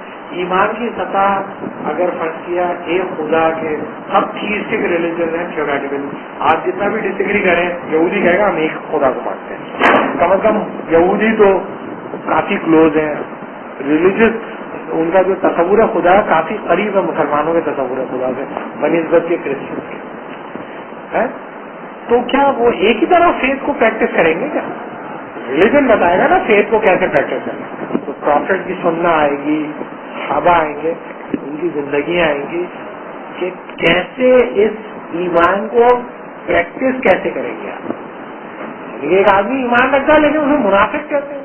کہا نا منافق، کیوں کہا؟ کیونکہ وہ پریکٹس نہیں کر رہا فیتھ کو ویسے، اور پروفٹ دیکھ کے بتا سکتا ہے یہ منافق پریکٹس کر رہا ہے کہ نہیں کر رہا. تو بتانے کا مطلب یہ کہ ریلیجن جو ہے وہ ایک ریشنل لے کے آتا ہے کہ how you are going to practise thing. لہذا ریلیجن ایک علمیت کے اوپر کھڑا ہوتا ہے، صرف آپ کے کنسینشوس بلیف کے اوپر نہیں کھڑا ہوتا. وہ کنسینشوس بلیف کے ساتھ ایک علمیت بھی ہوتی ہے ریلیجن کے ساتھ. اب ریلیجن اپنی علمیت لے کے آتا ہے اور آپ کے جو بنیادی آنٹولوجیکل کوشچنز ہیں ان کے جوابات دیتا ہے. آپ کو بتاتا ہے کہ حقیقت یہ ہے، آپ کو بتاتا ہے کہ یہ صحیح ہے اور یہ غلط ہے اور یہ وائلیشن ہے اور یہ حدود اللہ ہے اور ان کو تم نے وائلیٹ کیا. تو یہ کس بنیاد پہ آپ اسے مانیں گے؟ اگر آپ اسے علم مانتے ہیں. اگر آپ کہیں نہیں، نارمل معاشرہ یا نارمل سیل جو ہوتی ہے وہ تو فرائیڈین سائیکو ڈائنمک ماڈل کی بنیاد پہ پتہ چلتی ہے. وہ کہ آپ اسلامک علمیت کو کوشچن نہیں کرتے. تو کیا آپ کا خیال ہے کہ فرائیڈین سائیکولوجیکل انڈرسٹینڈنگ یا فرائیڈین سائیکو انالیسس کی میتھڈالوجی اڈاپٹ آپ کر لیں اور اسلامی علمیت پہ کوئی اثر نہیں پڑے گا؟ اس کا کیا نہیں پڑے گا؟ بالکل پڑے گا. تو جتنا زیادہ انسٹیٹیوشنلائزیشن سائیکو ڈائنمک ماڈل کی بنیاد پہ ہوگی وہ ریپلیس کرے گی اسلامک علمیت کو اس دائرے کے اندر. ہاں بالکل، ہاں بالکل. نارمیلٹی کی اب آپ دیکھیں نا تو نارمیلٹی کی definition institute of clinical psychology California جو ہے ہر سال ایک ڈیفینیشن دیتا ہے نارمیلٹی کی.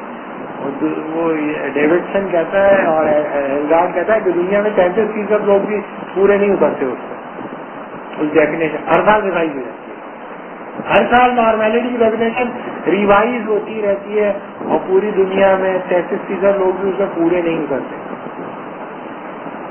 تو آپ ہاں وہ اسٹینڈرڈ مانی جاتی ہے. تو بتانے کا مطلب یہ ہے کہ آپ جب کسی علمیت کو اختیار کرتے ہیں تو اس کے نتیجے میں دوسری علمیت برقرار نہیں رہتی. علمیت کی کاسٹ علمیت ہی ادا کرتی ہے. علمیت کی کاسٹ علمیت ادا کرتی ہے، علمیت کو ریپلیس کرتی ہے. موجودہ زمانے میں اسلامی علمیت کی کوئی وقت باقی نہیں رہی سوائے اس سے کہ آپ مذہبی ریچول کیسے ادا کریں، سوائے اس حد تک. اس سے زیادہ کچھ نہیں. میں مولانا صاحب کی صرف اس بات کو لوگ توجہ سے سنتے ہیں کہ میں نماز کیسے پڑھوں اور حج کیسے کروں اور کیا کہتا ہے روزہ کیسے رکھوں. زکوٰۃ وہ اپنے خود ہی اپنے اندازے سے بتا دیتا ہے، اس میں مال جانے کا خطرہ ہوتا ہے. اور جہاز وہ بھی اپنی مرضی کر لے گا کیونکہ اس میں بھی جان جانے کا خطرہ ہوتا ہے. اور یہ روزے میں چلو تھوڑا بہت پیٹ میں درد ہوگا، بھوک نہیں کر لیتا ہوں کوئی بات نہیں. اور نماز پیٹ میں درد ہے چلو کوئی بات نہیں بیٹھ کے پڑھ لیتا ہوں، پڑھ ہی لیتا ہے نماز کسی طرح. نماز روزہ اور حج میں مزہ بھی آتا ہے، کھجوریں ملتی ہیں، کھانے کو تفریح ہو جاتی ہے، آتے ہوئے الیکٹرا ٹیلی ویژن بھی خرید کے لے آتا ہوں، اور یہ کہ آب زمزم بھی لے آتا ہوں، یہ تفریح ہو جاتی ہے، آب و ہوا تبدیل ہو جاتی ہے، مزہ الگ آتا ہے، گھومنا پھرنا اچھا ہوتا ہے، لوگوں سے ملنا جلنا. ہاں، اور یہ کہ میراتھن جس طرح ہمارے یہاں کہتے ہیں، وہ میراتھن کیوں اس لیے کہ وہ حج بھی تو کرتے ہیں عورتیں مرد ساتھ، تو اس لیے میراتھن ہونی چاہیے. تو ایک طرح کی میراتھن ریس بھی ہو جاتی ہے، صحت بھی اچھی رہتی ہے، اس لیے حج بھی کر لیتے ہیں. اس میں پوچھ بھی لیتے ہیں کہ اب یہ کروں، اب کیا اب یہ احرام باندھوں نہیں، تولیے کا باندھوں نہیں، اس کا باندھوں. اس میں جیسا لگ رہا ہوتا ہے کہ ایک قدم یہ جو ہے، ایک بال برابر چیز بھی یہ بغیر اللہ اور مولانا صاحب کی مرضی کے بغیر نہیں اٹھاتے.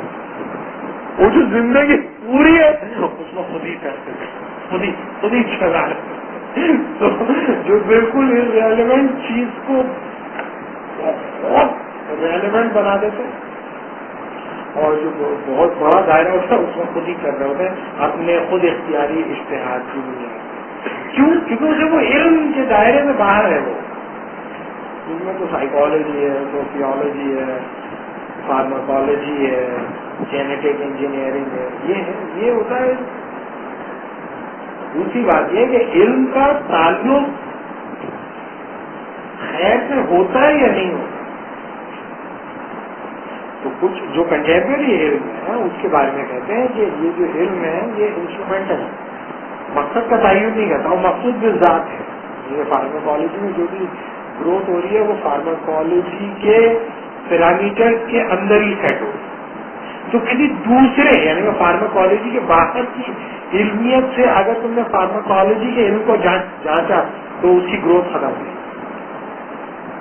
اسی طریقے سے کیمسٹری کے اندر جو علمیت پنپ رہی ہے، پھل پھول رہی ہے، وہ کیمسٹری کے ڈومین کے اندر ہی پنپ اور پھل پھول. لیکن اگر میں کسی باہر کے ماڈل سے اس کو جانچ وہ رک جائے.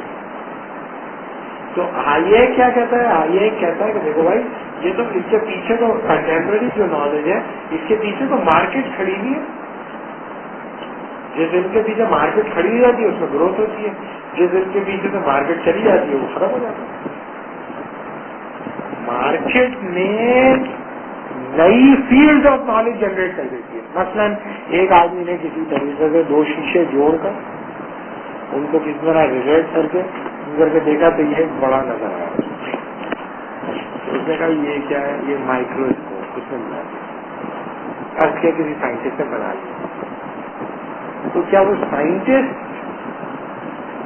وہ مائکروسکوپ کو جو اس نے ایک بنا لیا ہے کسی طرح پوری دنیا میں بنا کے پھیلا سکتا ہے؟ اس کو تو پھر ایک ایسے لوگ چاہیے جو کہ سلینڈر، المونیم کے سلینڈر، لوہے کے سلینڈر، گلاس کے سلینڈر، تانبے کے سلینڈر جس کے اندر وہ لینسز فٹ ہوں بنانے والے چاہیے. اور ایسے بھی لوگ چاہیے جو کہ لینس کی میگنیفائنگ پاور کو انکریز کرتے چلے جائیں. ایسے لوگ بھی چاہیے جو ان سب چیزوں کو اس طرح ایفیشینٹلی ایڈجسٹ کریں کہ وہ پورٹیبل ہو جائے اور ہینڈی ہو جائے، اور اس طرح بنائیں کہ وہ سستا بھی ہو.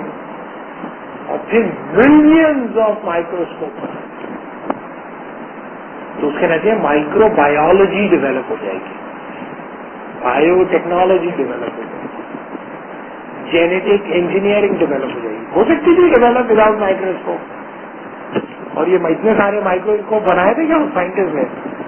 مارکیٹ میں بنائے تھے. اور مارکیٹ میں اس مائکروسکوپ بنانے کے لیے جتنے لوگ تھے وہ سب ایک دوسرے کے ساتھ کس بنیاد پہ منسلک تھے؟ ان کی بنیاد پہ منسلک تھے. کس بنیاد پہ؟ مارکیٹ انٹرسٹ کی بنیاد پہ. تو مارکیٹ انٹرسٹ کو کی بنیاد پر ہارمونائز کرتی ہے اور اسٹرکچرز آف نالج جنریٹ کرتی ہے، اور وہ نئے اسٹرکچرز آف نالج جنریٹ ہوتے چلے جائیں گے. اس کے پیچھے مارکیٹ کو آپ نکالیں گے ختم ہو جائے گا. ابھی نکال دو مارکیٹ کو، ختم ہو جائے گی گروتھ. فارماکالوجی میں ختم ہو جائے گی گروتھ. کیا کہتے ہیں، بایو کیمسٹری. ابھی آپ دیکھیں کیمسٹری کو اتنا بوسٹ کیوں ملا؟ کیا آپ کیا خیال میں مارکیٹ इंटरेस्ट के बगैर केमिस्ट्री या केमिकल इंडस्ट्री में इतनी ग्रोथ हो सकती थी? ये जो आप चीजें खरीदते हो, इसमें सबसे बड़ा प्रॉब्लम क्या होता है? मार्केट का क्या इंटरेस्ट है? चीजें खराब ना हो या खराब हो देर से, कि वो अपनी जगह से जहाँ पे वो बनी है वहां से बाजार तक है, और बाजार से वो जब दिखे तो वो वहां तक पहुंचने तक बरकरार रहे। यही है। तो उसके लिए आपको कुछ करना पड़ेगा ना, उसके साथ दूध के साथ कुछ करना पड़ेगा। दूध वरना खराब हो जाएगा, फट जाएगा।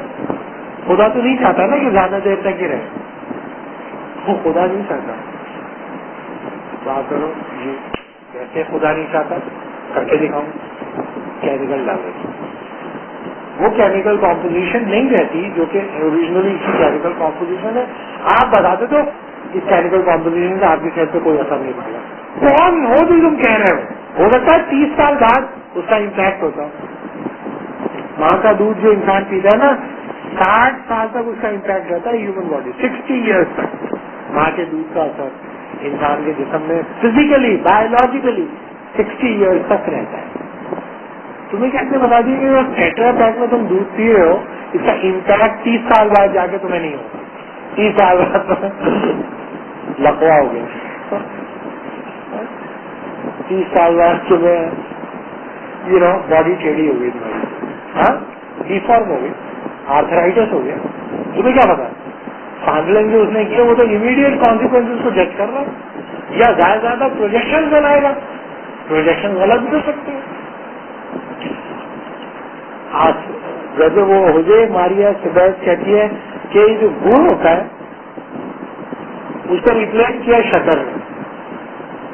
शक्कर जहर है, it's white poison, it's poison. लेकिन शक्कर को प्रेफर कर रहे हैं। तुम कहते हो ये दुनिया बड़ी रैशनल वर्ल्ड नहीं है, रैशनल लोग हैं, ये जहर खा रहे और गुड़ क्यों नहीं खाते? इसलिए गुड़ खराब हो जाता है। हालांकि गुड़ बहुत देर तक चलता है, पता है, गुड़ की सस्टेनेबिलिटी बहुत ज्यादा होती है, खराब नहीं होता वो। लेकिन शक्कर के मुकाबले में अगर कंपेयर किया जाए तो गुड़ खराब हो जाएगा। यानी कि सस्टेन करना और बल्क के अंदर उसको प्रोटेक्ट करना मुश्किल है। गुड़ फूड है, पूरा का पूरा फूड है वो। अगर तुम सिर्फ गुड़ खा लो ना तो तुम मरोगे नहीं, स्टार्वेशन से मरोगे नहीं, और उसको कैरी करना भी आसान है। अगर तुम शक्कर खाए तो इंशाल्लाह तब तो जाओगे, लेकिन शुगर हो जाएगी या कुछ हाई ब्लड प्रेशर, कुछ ना कुछ बदमाशी जरूर होगी तुम्हारी, कुछ नहीं तो पेट में कीड़े ही हो जाएंगे। हाँ, तो बताने का मतलब ये है कि शक्कर मार्केट उसका पोटेंशियल ज्यादा है बनिस्बत के गुड़ के, इसलिए गुड़ ऑब्सोल्यूट हो गया मार्केट से और शक्कर ज्यादा है।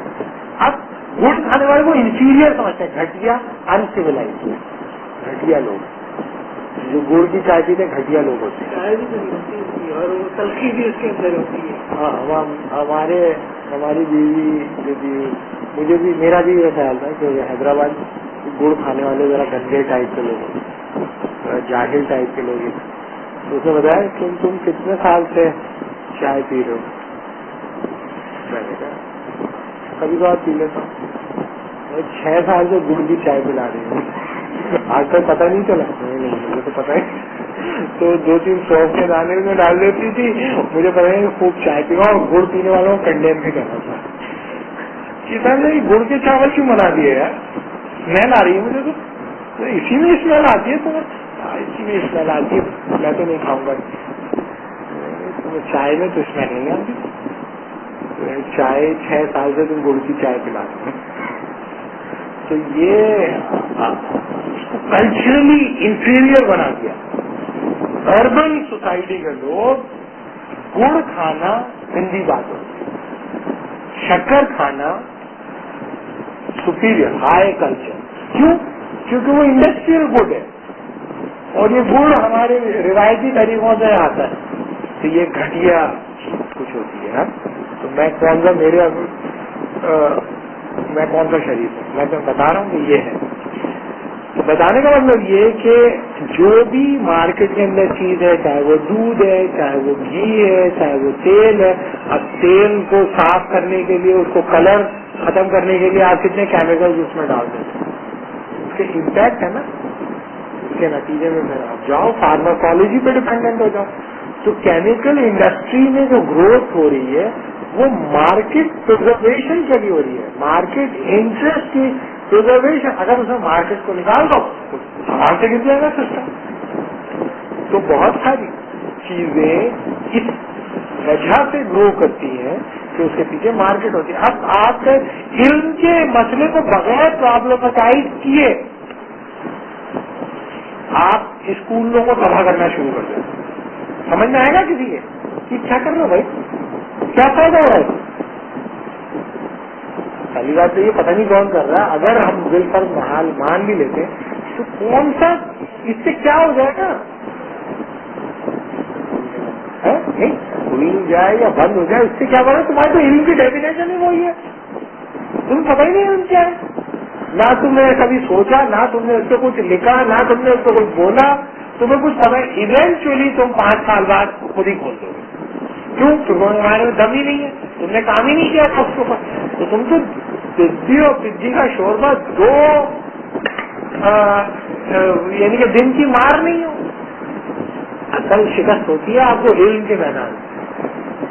اگر علم کی سطح پر آپ نے اپنا سکہ بڑھا دیا تو ابھی آپ کو مار پڑ بھی رہی ہو، کوئی مسئلہ نہیں ہے، آپ 15 سال بعد ریویل کرتے. اگر آپ علم کی سطح پہ مار کھائے گئے تو آپ قبضہ کر لیں کسی علاقے میں، اپنے ہاتھ سے آپ کریں، اپنے ہاتھ سے اپنا گلا کاٹیں. امپورٹنٹ بات یہ ہے کہ میدان آپ نے خالی چھوڑا ہوا. اور دوسری یہ انڈر اسٹیمیٹ کرتے ہیں complexity of nation state, under estimate کرتے ہیں ماڈرن انسٹیٹیوشن کو، انڈر اسٹیمیٹ کرتے ہیں ماڈرن نالج کے اسٹرکچرس کو.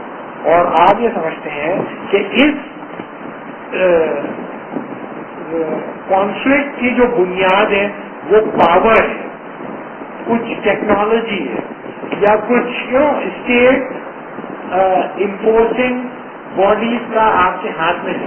اصل باہر آپ کو پڑھی ہے علم کی سطح پر، اور اس علم کی سطح پر باہر اس کی پڑھی ہے. یہ نہیں کہ آپ نے اپنا علم بھول گئے، آپ نے نمبر 1 اپنے علم کو کمتر سمجھا اس علم سے، اور اپنے علم کو کسا اس علم کی بنیاد پر جسے آپ ویلیو نیوٹرل سمجھتے ہیں. علم نیوٹرل نہیں ہوتا، علم میٹا فزیکلی لنکڈ ہوتا ہے. ابھی کیا وجہ ہے کہ مطلب روشنی کے اندر بھی تھے سمجھتے تھے وہ تمام اداروں کے اندر ڈرگ ہو گئے، کیونکہ مگر کے اندر ہی پیدا ہونے والے لوگوں نے بتایا کہ کون کہتا ہے کہ ذریعہ خود ایک پیغام ہے. تو اس کی کیا وجہ وہ وہاں تک کیوں نہ پہنچ سکتے؟ نہیں بعض رکھے وہاں تک پہنچ گئے، لیکن میں یہ نہیں کروں تو کیا کروں. سب کو کچھ نہ کچھ کرنا ہوتا ہے نا. مجھے کچھ کرنا ہے، مجھے کچھ کام بتائیں کس کو کھاؤں. جن تھا نا بوتل نکلا مجھے بتاؤ کام بتاؤ اور میں کھا جاؤں. اچھا کام یہ کرو وہ کرو یہ کرو وہ کرو، اگر کام نہیں بتاؤ تو اس میں کھا جاؤں گا، ورنہ مجھے جو ہے تم آزاد کرو. انہوں نے کہا کہ اچھا ایسا کرو، یہ لو چھنی لے کے بیٹھ جاؤ اور یہ سارا جو سمندر کا پانی ہے نا اس کو نکال خالی کرو. چھنی سے اپنا پانی نکالتے رہے اور جب اس کو ضرورت ہوتی صاف کرواتے ہیں. تو ان کی چھنی لے کے بیٹھے نا سب اپنے ہاتھوں میں خالی کر کام کرنا ہے نا ان کو.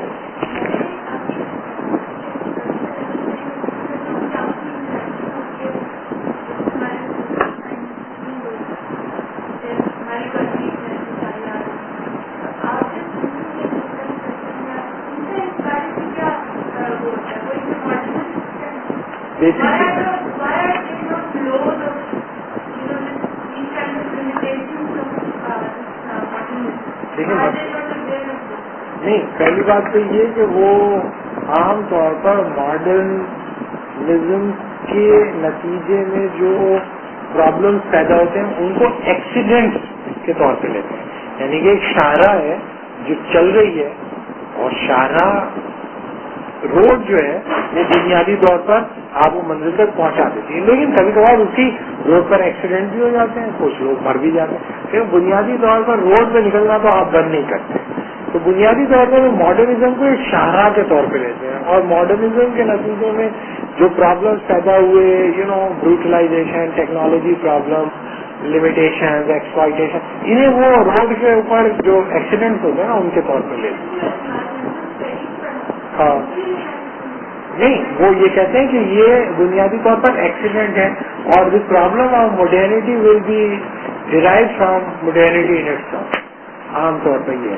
دوسری بات یہ کہ وہ ریلیجن کو بھی ماڈرنزم، یعنی کہ اگر وہ ریلیجس ہیں تو کہتے ہیں ریلیجن بھی ماڈرنزم ہی کی ایک شکل ہے، اور بتاتے ہیں کہ بھائی اس کی فوراً ایک لگا بندہ پٹا ہوا آرگومنٹ کہ قرآن آخری کتاب جو ہے، کیونکہ انسانی ذہن کا اتنا ارتقا ہو گیا تھا. ابھی تو ہمارے مذہبی لوگوں نے انسانی ذہن اتنا چمپوٹ تھا کہ اس کو پتہ نہیں چل رہا تھا. بھائی ایسا نہیں تھا. انسانی ذہن جو تھا وہ زیادہ ریفائنڈ اور کم ریفائنڈ نہیں. پیرامڈ جنہوں نے بنائے تھے وہ گدھے نہیں تھے، ذہین لوگ تھے بہت. ان کے علم بہت اونچا تھا، ان کو پتا تھا کیسے کنٹرول کرتے ہیں. ایسے لوگ بھی تھے جو ایئر کو کنٹرول کرتے تھے سکس کے تھرو. صفائی کرنے کی آپ کو ضرورت نہیں پڑتی تھی. سب کانٹیننٹ کے اندر ایسے لوگ تھے، آرکیٹیکٹس تھے جو ایسی آرکیٹیکٹ جانتے تھے کہ آپ کو آواز دینے کی ضرورت نہ پڑے. بادشاہ جہاں بیٹھتا ہے، یہ جو گول کنڈے کا جو بادشاہ کا جو محل ہے حیدرآباد میں، وہ 100 سیڑھیاں یہ سمجھنے کے 3rd فلور پہ پہنچ بیٹھا ہوا ہے بادشاہ، اور آدمی نیچے کھڑا ہوا ہے جس سے اسے گفتگو کرنی. آپ ہلکی سی تالی بجائیں گے نا اوپر آواز دیں گے تو بادشاہ چیز سیکھ کے بات کرے گا کیا؟ اور بادشاہ چیز سیکھ کے بات کرے گا، اور بادشاہ نیچے بیٹھ جائے تو بےعزتی ہو جائے گی. تو بادشاہ اوپر بھی بیٹھے اور آواز اس کو آئے، سانپ کی آواز تک آئی. کیسے آرکیٹیکٹ؟ اب آپ نے نہیں زمانہ بدل گیا. یہ آرکیٹیکٹ دھول کو بھی نہیں پہنچ سکتے اس کا تو دماغ تھا. پہلی بات تو یہ کہ یہ تو بالکل بیسک آئیڈیا ٹھیک نہیں ہے کہ انسان کی گروتھ ہو گئی ہے. وہ پیرامڈ انہوں نے کیسے بنائے آپ کو یہی نہیں سمجھ میں آتا. کچھ لوگ کچھ فزکس یہ کہتے ہیں کہ بھائی فزکس کے اندر ایک میتھڈالوجی ہے کہ میٹر ڈس انٹیگریٹ ہو جائے اور پھر ری انفائن. اب اس میں پرابلم یہ ہے کہ اینٹروپی چینج ہوتی ہے. اگر آپ ایک تھیلی میں برف بھر کے نہروں کے سامنے رکھ دیں تو لہریں جب اس سے ٹکرائیں گی تھیلے میں سے تو ریت نکل جائے گی، پھر لہریں آئیں گی تو پھر ریت تھیلی کے اندر چلی جائے گی، لیکن پوری ریت ایگزیکٹلی اس طرح کبھی نہیں جائے گی. اسے فزکس میں کہتے ہیں اینٹروپی چینج. ایک چیز جب ایک سسٹم سے دوسرے سسٹم میں جاتی ہے تو اینٹروپی چینج ہوتی ہے، یعنی کہ لاس آف انرجی ہو جاتا ہے، لاس آف سسٹم ہو جاتا ہے. تو وہ جو سسٹم کی وجہ سے تو وہ پرابلم کا کیا حل پیش کیا جائے. تو آپ کو یہ تک تو پتہ نہیں چل رہا سپر کمپیوٹر رکھنے کے باوجود کہ وہ بنائے کیسے ہیں. آپ کہہ رہے ہو کہ اب آج کا انسان زیادہ ریشنل ہے، تو بتانے کا مطلب یہ ہے کہ وہ ابھی تک کے کھڑے ہوئے ہیں، ہزاروں سال ہو گئے ان کو.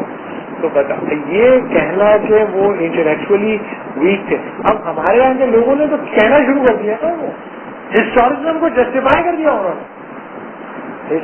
قرآن کی بڑائی کو ثابت کرنے کے لیے ہیگیلین ہسٹوریزم کو جسٹیفائی کر دیا انہوں نے. اب آپ کو پتہ ہی نہیں کہ اس تلوار سے تم جس شام میں بیٹھے اسی کو کاٹ رہے بیٹھے ہوئے، تمہیں پتہ چلنا.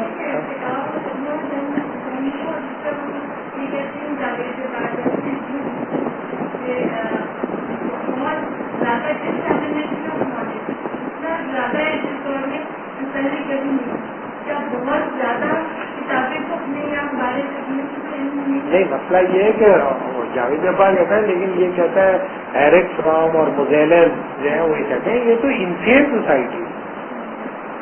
پہلی بات تو یہ ڈسیمنیٹ جو ہو رہی ہے وہ نالج تھوڑی ہو رہی ہے، وہ تو انفارمیشن ہو رہی ہے. انفارمیشن ہوتی ہے، وہ نالج تھوڑی ہوتی ہے. نالج تو وہ ہوتی ہے جو کہ ایک انفارمیشن کو اسیس کر کر ڈائجسٹ کر کر آپ پروڈیوس کرتے ہیں کسی فارم کے اندر. تو آپ کی ایکٹیو انٹرونشن ہوتی ہے اس کے اندر، وہ تو ہے ہی نہیں. آپ کے پاس اتنا وقت بھی نہیں ہے کہ آپ اس انفارمیشن کو ڈبل چیک کر سکیں. تو پہلی بات تو یہ انفارمیشن پھیل رہی ہے, نالج نہیں پھیل رہی. اور انفارمیشن جب بہت زیادہ پھیلتی ہے تو دوسرا پرابلم یہ کہ اس میں صحیح انفارمیشن کتنی ہے اور غلط انفارمیشن کتنی ہے. دوسرا پرابلم یہ انفارمیشن اسیسمنٹ ہے. جتنی دیر میں آپ کو پتا چلتا ہے مجھے انفارمیشن مجھے ملی تھی, میں ایگزامپل دیتا ہوں. ہمارے ایک دوست نے انٹرنیٹ سے ایک وہ کسی ڈاکٹر کا, چائنیز ڈاکٹر کا ایک وہ آیا کہ بھائی پتے میں اگر پتھری ہو تو پتے سے پتھری نکالنے کا چائنیز طریقہ کیا ہے. تو وہ انہوں نے سارے پڑھے لکھے لوگ تھے, انہوں نے دیکھا اور اس کے اندر تصویریں بھی ہیں کہ پہلے آپ یہ کریں گے تو پھر یہ ہوگا اور یہ ہوگا اور یہ, اور وہ پتھر نکلنے کے بعد کیسے, وہ پتھر نکلنے کے بعد کی تصویریں بھی ہیں. اور اس طرح اس کا طریقہ یہ تھا کہ اس میں سیب کھانے ہیں آپ کو 5 دن تک, پھر آپ کو صبح 4 گلاس پانی پینا ہے اور یہ کرنا ہے اس طرح سے. آلیو آئل کھانا ہے, آلیو آئل میں نیمبو ملا کے پینا ہے, اس طرح. یعنی کہ کوئی بھی دوا آپ کو نہیں کھانی, ساری نیچرل چیزیں کہ بھائی آلیو آئل, نیمبو اور سیب آپ کو کھانے پینے. اس کے نتیجے میں وہ تھرو اسٹول پاس ہو جائے. اور اس کی ٹیکنیکل ٹرمنالوجی میں کیا ہوگا کیا ہوگا کیا ہوگا کیا ہوگا کیا ہوگا کیا ہوگا اس طرح سے وہ نکلیں گے اور نکل کے ادھر آئیں گے اور ڈیو سے ہوتے ہوئے اور پھر وہ ایلیمنٹری کنال میں چلے جائیں گے اور پھر ایکسکریشن ہو جائے گی. تو یہ جو بڑے جہاں لوگ سوچ رہے ہیں کہ پہلے میں سیب کھاؤں تم سیب کھاؤ, کون سیب کھاؤ. اچھا انہوں نے یہ بھی کہا ہر آدمی کے ہوتے ہیں, ہر آدمی کے گال بلیڈر میں اسٹون ہوتے ہی ہوتے ہیں. اب وہ بیٹھے تھے میرے ایک جاننے والے, ان سے میں نے پوچھا گڑبڑ لگ رہی ہے. میں نے ان سے پوچھا کہ گال بلیڈر شرم نہیں آتی تمہیں؟ میرے ابا کہنے لگے, میں کسی اور کہا سے پوچھا تو میرے ابا نے شرم نہیں آتی, تو پتا نہیں گال بلیڈر جو ہے وہ کیسے سیکریٹ کرتا ہے, بائل جوس کیسے سیکریٹ کرتا ہے. میں نے کہا ڈسٹ ہوتی ہے نا وہ, میرا کون سی ڈر, وہی ہیپیٹو پینکریاٹک ڈسٹ, مینڈک کا ڈائجسٹو سسٹم میں نے پڑھی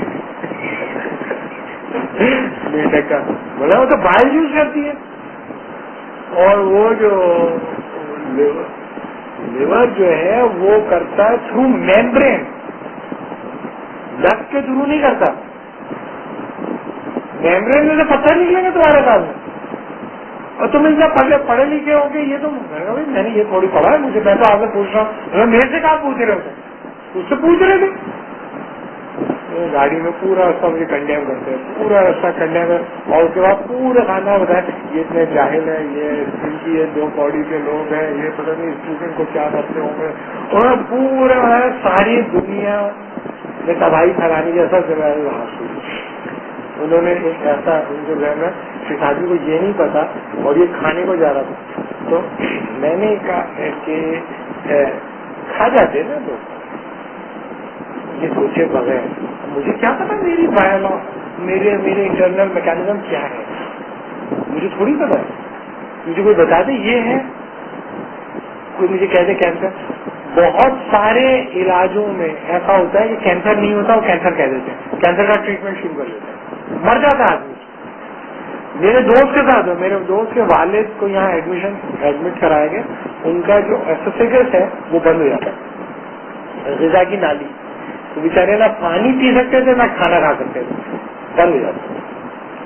صحیح. تو پہلے وہ ہومیوپیتھی کا علاج کراتے, وہ کھل نہیں رہا تھا تو ان کو یہاں ایڈمٹ کرایا. تو رحیم کے والد, تو وہ جو ہے بہت اچھا کوئی ڈاکٹر تھا, اس نے کہا کہ جب میں یہ کروں گا ٹیسٹ کروں گا, اچانک اس کے دماغ میں بایوپسی کروں گا, چلو اچھا کریں. انہوں نے کہا چلو بایوپسی کی رپورٹ آئی, آ گیا کینسر. اسے فوراً ڈوز بنا دی, یہ بلٹ ڈوز ہوتی ہے نا, فوراً کیمو تھراپی ہوگی ہے. اب وہ جو میرا دوست ہے اس کیمسٹ ہے, अच्छी खासी उसने केमिस्ट्री पढ़ी है, अच्छी खासी उसने फार्माकोलॉजी पढ़ी है, चीजें और जो भी लेटर आता है वो पढ़ता है और डॉक्टर से बिल्कुल डॉक्टर की सतह पे ही बात करता है। उन्होंने कह दिया मैं भी डॉक्टर ही, तो उनके अलग वो फलसफे के डॉक्टर हर रिपोर्ट ले लेते क्योंकि वो डॉक्टर है, उसे चेक कि इसने क्या लिखा और अगर राइटिंग तो वो पूछता है कि क्या लिखा क्या लिखा। उसने कहा कि ये अभी आप ये मेडिसिन तो अभी तो हलक उनका बंद है तो ये मेडिसिन कैसे शुरू, मैंने हम इसको पहले डायलिटेशन करेंगे, नली मार के खोल देते और उसके बाद हम शुरू करते। मतलब ये तो 80 साल के हैं, ये वो कीमोथेरेपी कराना वो मुद्दा नहीं। उसने क्या किया, कई जगहों से डबल चेक करवाया, 1 महीने बाद पता चला कि वो रिपोर्ट ठीक नहीं थी। 1 महीने बाद, 1 महीने तक किस अजियत से गुजरा होगा वो आदमी जिसके बाद में कैंसर कह दिया, और उसने जो रिजल्ट किया दवा नहीं खिलाने दी। ये खतरा है ना कि तुम्हें जब फौरन नहीं खिलाई तो देखें कि ये हो जाएगा, फिर आपकी जिम्मेदारी है, ये वो है फला। उस तमीज डॉक्टर पास वो पूरा इन्वेस्टिगेट किया उसने, और इन्वेस्टिगेट करने वाले से पता चल गया कि रिपोर्ट ठीक नहीं थी। उसने एक उधम मचा दिया हॉस्पिटल में, भाग गया डॉक्टर उसको देख के भाग गया था। डॉक्टर जो था उस फ्लोर पे नहीं आता था जिस फ्लोर पे उनके अब्बा थे ना, भाग जाता था वो आदमी। फिर दूसरा आदमी एसोसिएटेड का एक्सपर्ट था वो, 5 साल उसके बाद उनके वालिद जिंदा रहे, उनको कैंसर नहीं था। मैं समझा नहीं, अगर वो खिला देता गए थे ना वो काम से, एक चीज का उनको प्रॉब्लम ही अंदर है, वो एसोफेगस बंद हो जाता था, बस ये प्रॉब्लम था। उसने उसको कैंसर कह के बस एक रिपोर्ट आई और उसकी बुनियाद पे बुलेट जो वो थे दे रहा था। तो भाई आप मजबूर हो ना, इसे नॉलेज कहोगे या इन्फॉर्मेशन कहोगे? एक रिपोर्ट आई है, एक इन्फॉर्मेशन है ना, उसको उस इन्फॉर्मेशन की बुनियाद को शुरू कर देता इलाज। और अगर मरते तो बेचारे वो मरते, उसके घर वाले मरते। उसने ना अपनी माँ को बताया था, ना बहनों को बताया, किसी को नहीं बताया था, वो बच गए ना। अगर वो बता देता घर वालों को तो हैंडल ही नहीं कर सकता था, वो चीज हैंडल ही नहीं कर सकता था। वो इतना मैच्योर आदमी था कि उसने किसी को नहीं बताया, सिर्फ 2-3 लोगों को पता था कि ये प्रॉब्लम, ना बाप को बताया उसको। तो बताने का मतलब ये है कि ये बात तो हम हमसे ठीक नहीं मानते कि नॉलेज बढ़ी है, जहालत बढ़ी है। नॉलेज नहीं बढ़ी, इंफॉर्मेशन का बल बढ़ने से आपके पास ये सलाहियत ही नहीं रही कि आप इंफॉर्मेशन को डबल चेक करें। लिहाजा आप उस दिन इंफॉर्मेशन को बिट्स एंड पीसेस में लेकर लोगों को मुगल्लत करे जा रहे हैं, और उसके नतीजे में जो है आप एक नया pseudo structure of knowledge generate कर लेते हो। सूडो स्ट्रक्चर ऑफ नॉलेज नीचे एक टीवी पे आता है मड स्पेशलिस्ट बना बैठा हो, तो वो बताता अब आप हाँ नहीं, अगर आप इंडक्शन का मेथड अप्लाई कर भी लें तब भी वो प्रोबेबल ही होगा ना। इंडक्टिविस्टिक ट्रूथ जो होता है वेरिफाइबिलिटी प्रिंसिपल पे चलता है कि अगर 10 केसेस में वो कंसिस्टेंट है तो आपने कह दिया अब हमेशा ऐसा होगा। लेकिन अभी आपने 10 केसेस ही तो असेस किए, इनन्यूमरेबल केसेस के बारे में आप राय कायम कर रहे हैं 10 केसेस की बुनियाद पर, लिहाजा वो प्रोबेबली ट्रू है। तो वो मड एक्सपर्ट जो है वो बताता है अब आप ये वाला लगा लें, अब आप ये वाली मिट्टी लगा लें, अब आप ये वाली मिट्टी लगा लें, अब ये वाली मिट्टी लगा लें, इस तरह की बातें। तो एक वो बुनियादी तौर पर डॉक्टर नहीं है, मड एक्सपर्ट भी नहीं, उसने कोई कोर्स किया हुआ है चाइना से जाके, एक कोर्स किया हुआ है उसकी बुनियाद। अब उसे तो नहीं एग्जैक्टली उसे खुद तो नहीं पता, उसे ये पता है ये कीचड़ लगेगा तो ये होगा, ये होगा, ये होगा, लेकिन जमीन क्या होती है, अर्थ क्या होती है, उसकी कितनी खुसूसियात हैं, उसका क्या इम्पैक्ट होता है, कौन से कंपाउंड, ऐसा तो कुछ नहीं पता। वो इदारा खोल के बैठ गया, कैसे बना रहा है। चाइना के अंदर जो आदमी ये कर रहा होगा वो ट्रेडिशनल अपने जराए उलूम की बुनियाद पर को कम्युनिकेट होते होते, ये तुमने 1 साल का एक कोर्स किया, तुम आके बैठ गए इंस्टीट्यूट खोल के और लोगों को मल रहे हो कीचड़, और लोग मलवा रहे हैं अपने जुर्मों में कीचड़। किस बुनियाद पर? तुम्हारे इन पर भरोसा کیا تمہارے پاس علم ہے؟ تمہارے پاس صرف یہ علم ہے اس چیز کے لیے یہ لگائے جائے. تمہیں تو پتہ نہیں ہے نا اس کیچڑ کی کس طرح کی کانسٹیٹیوشن ہے, کتنا کون سے بیکٹیریا اس کے اندر ہوتے ہیں, کون سے نہیں ہوتے, اگر ہو جائے تو اس کو کیسے کاؤنٹر کیا جاتا ہے, اس کا کوئی دوسرا امپیکٹ آ جائے تو کیسے. ایک سال کے اندر کون سی سوچ چلا دی ہوگی بھائی تم نے ہیومن باڈی کے بارے میں, ہیومن کوٹینیس ایکسپریشن کے بارے میں سب پتا جو ہے, ہیومن اسکن کے بارے میں سب. پوری زندگی لوگ لاتے ہیں ڈرمیٹولوجسٹ نہیں بن پاتے. تمہیں نہ اسکن کے بارے میں کچھ پتا ہے, نہ تمہیں مٹی کے بارے میں تمہیں کچھ پتا ہے. تم آ گئے ہو وہاں پہ اور لوگ دھڑا دھڑ آ رہے ہیں, کیوں کہ تم انگریزی بولتے ہو, تمہارے اپنے منہ پہ کیچڑ پلوانے آ رہے ہیں, بھروسہ کر کے آ رہے ہیں کہ تمہارے پاس علم ہے, لیکن تمہارے پاس محض انفارمیشن ہے. علم حاصل کرنے میں انسان خون تھوک دیتا ہے, پوری زندگی لگاتا ہے وہ, تب اس کو علم ملتا ہے. تو پرابلم یہ ہے کہ ہم یہاں پر کوئی علم کی بنیاد پر یہ کلیم, ہم تو اسیس کر رہے ہیں جو علم کے کلیمز ہیں.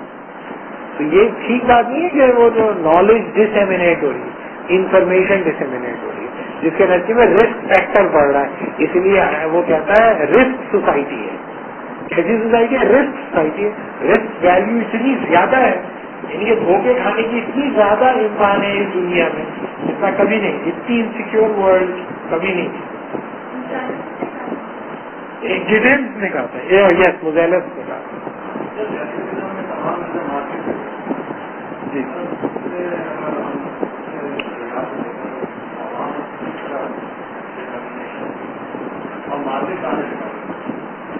دیکھو ایک مارکیٹ جو ہوتی ہے وہ یہ نہیں ہوتا.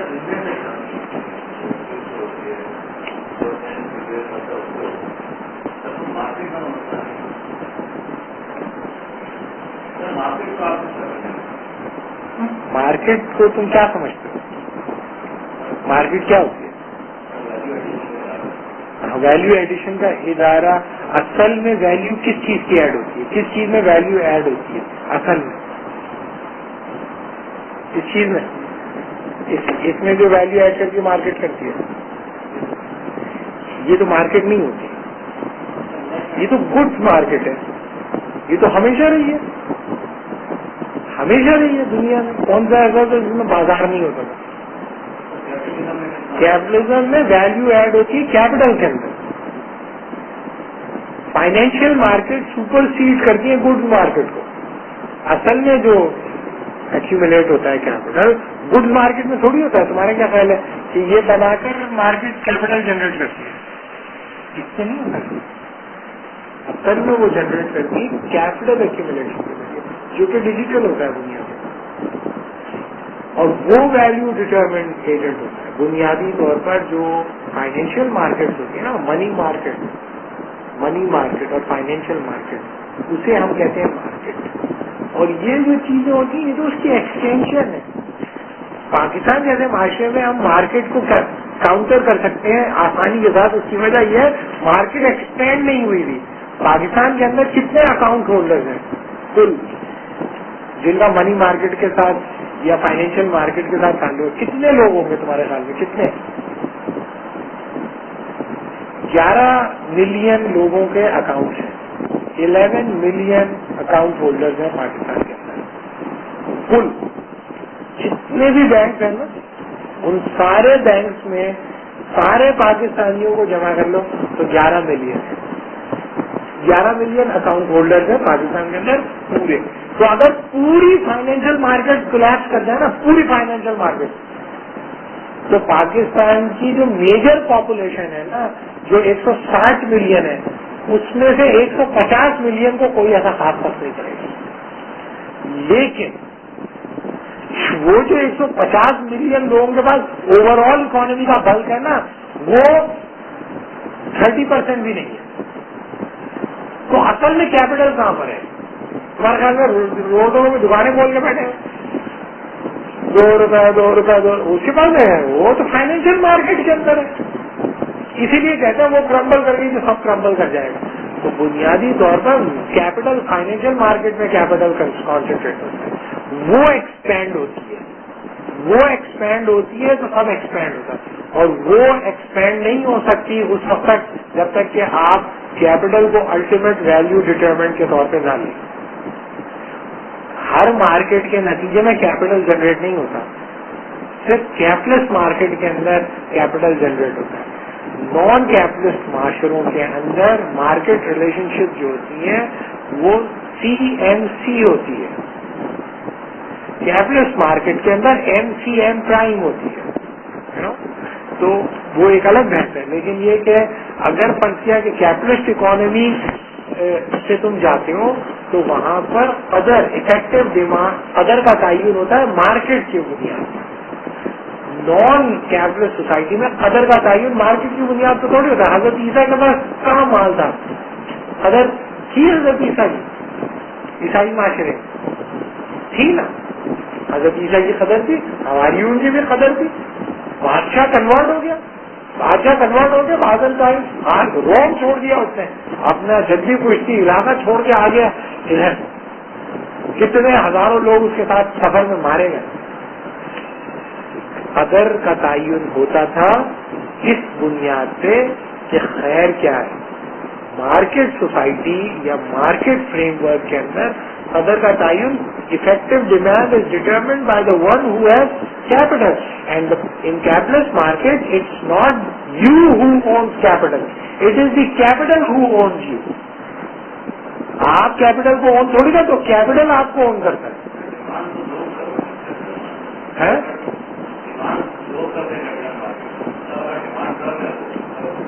کس چیز کی ڈیمانڈ کر, کس ویلیو کی؟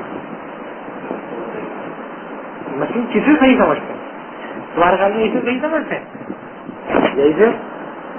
یہی سے وہ کہتے ہیں کہ جو میں اس چیز میں سرمایہ کاری کروں گا جس کے نتیجے میں سرمایہ بڑھ گیا, تو اس کی کمٹمنٹ اس کے ساتھ نہیں ہے, اس کے ساتھ بھی نہیں ہے, اس کے ساتھ بھی نہیں ہے. اس کی کمٹمنٹ ہوتی ہے سرمایہ کے ساتھ. تو جس میں سرمایہ زیادہ تیزی سے ایکسلریٹ کرے گا اس میں ہوگی نا سب سے زیادہ سرمایہ کاری ڈیمانڈ کے اصول کے ساتھ. تو سب سے تیزی سے سرمایہ کاری کہاں ہوتی ہے؟ کمپیوٹر, یہ موبائل فون بنانے میں سب سے زیادہ سرمایہ کاری ہوتی ہے سرمایہ کے اندر, فائنینشیل مارکیٹ, جس میں ایک سیکنڈ میں تم کروڑوں بنا لیتے ہو, ایک سیکنڈ میں تم $1 ٹریلین بنا لیتے ہو. صحیح تم نے داؤ کھیل دیا تو بنیادی طور پر آپ جب کہتے ہیں کہ سرمایہ کے میدان میں جو چیز فلرش کرتی ہے, گڈز مارکیٹ کے اندر وہی چیزیں پریویل کر سکتی ہیں جو کہ لنکڈ ہوں سرمایہ کے ساتھ. اگر زر کے بازار کے ساتھ جو لنک نہیں ہوتی وہ پھل پھول نہیں سکتی. اور زر کے بازار جو ہوتے ہیں, منی مارکیٹ جو ہوتی ہیں, وہ ہواؤں کے اندر نہیں کھڑی ہوتی. اس کو لیے ایک خاص قسم کی علمیت درکار ہے, خاص قسم کا انسان درکار ہے, خاص قسم کی ویلیوز درکار ہے. وہ تمام ویلیوز کو بریک کرتی ہیں جو accumulation for the sake of accumulation کو کاؤنٹر کرتی ہیں. تو بازار کا جو تصور ہے تمہارے ذہن میں, وہ جو ہمارے یہ صدر بازار یا حیدری مارکیٹ یہ نہیں ہوتا. بازار ہوتا ہے فائنینشیل مارکیٹ, جو کہ نیبلز میں اور وینس میں اور نیو یارک میں اور وال اسٹریٹ میں اور یہ یہاں پہ ہوتی ہے.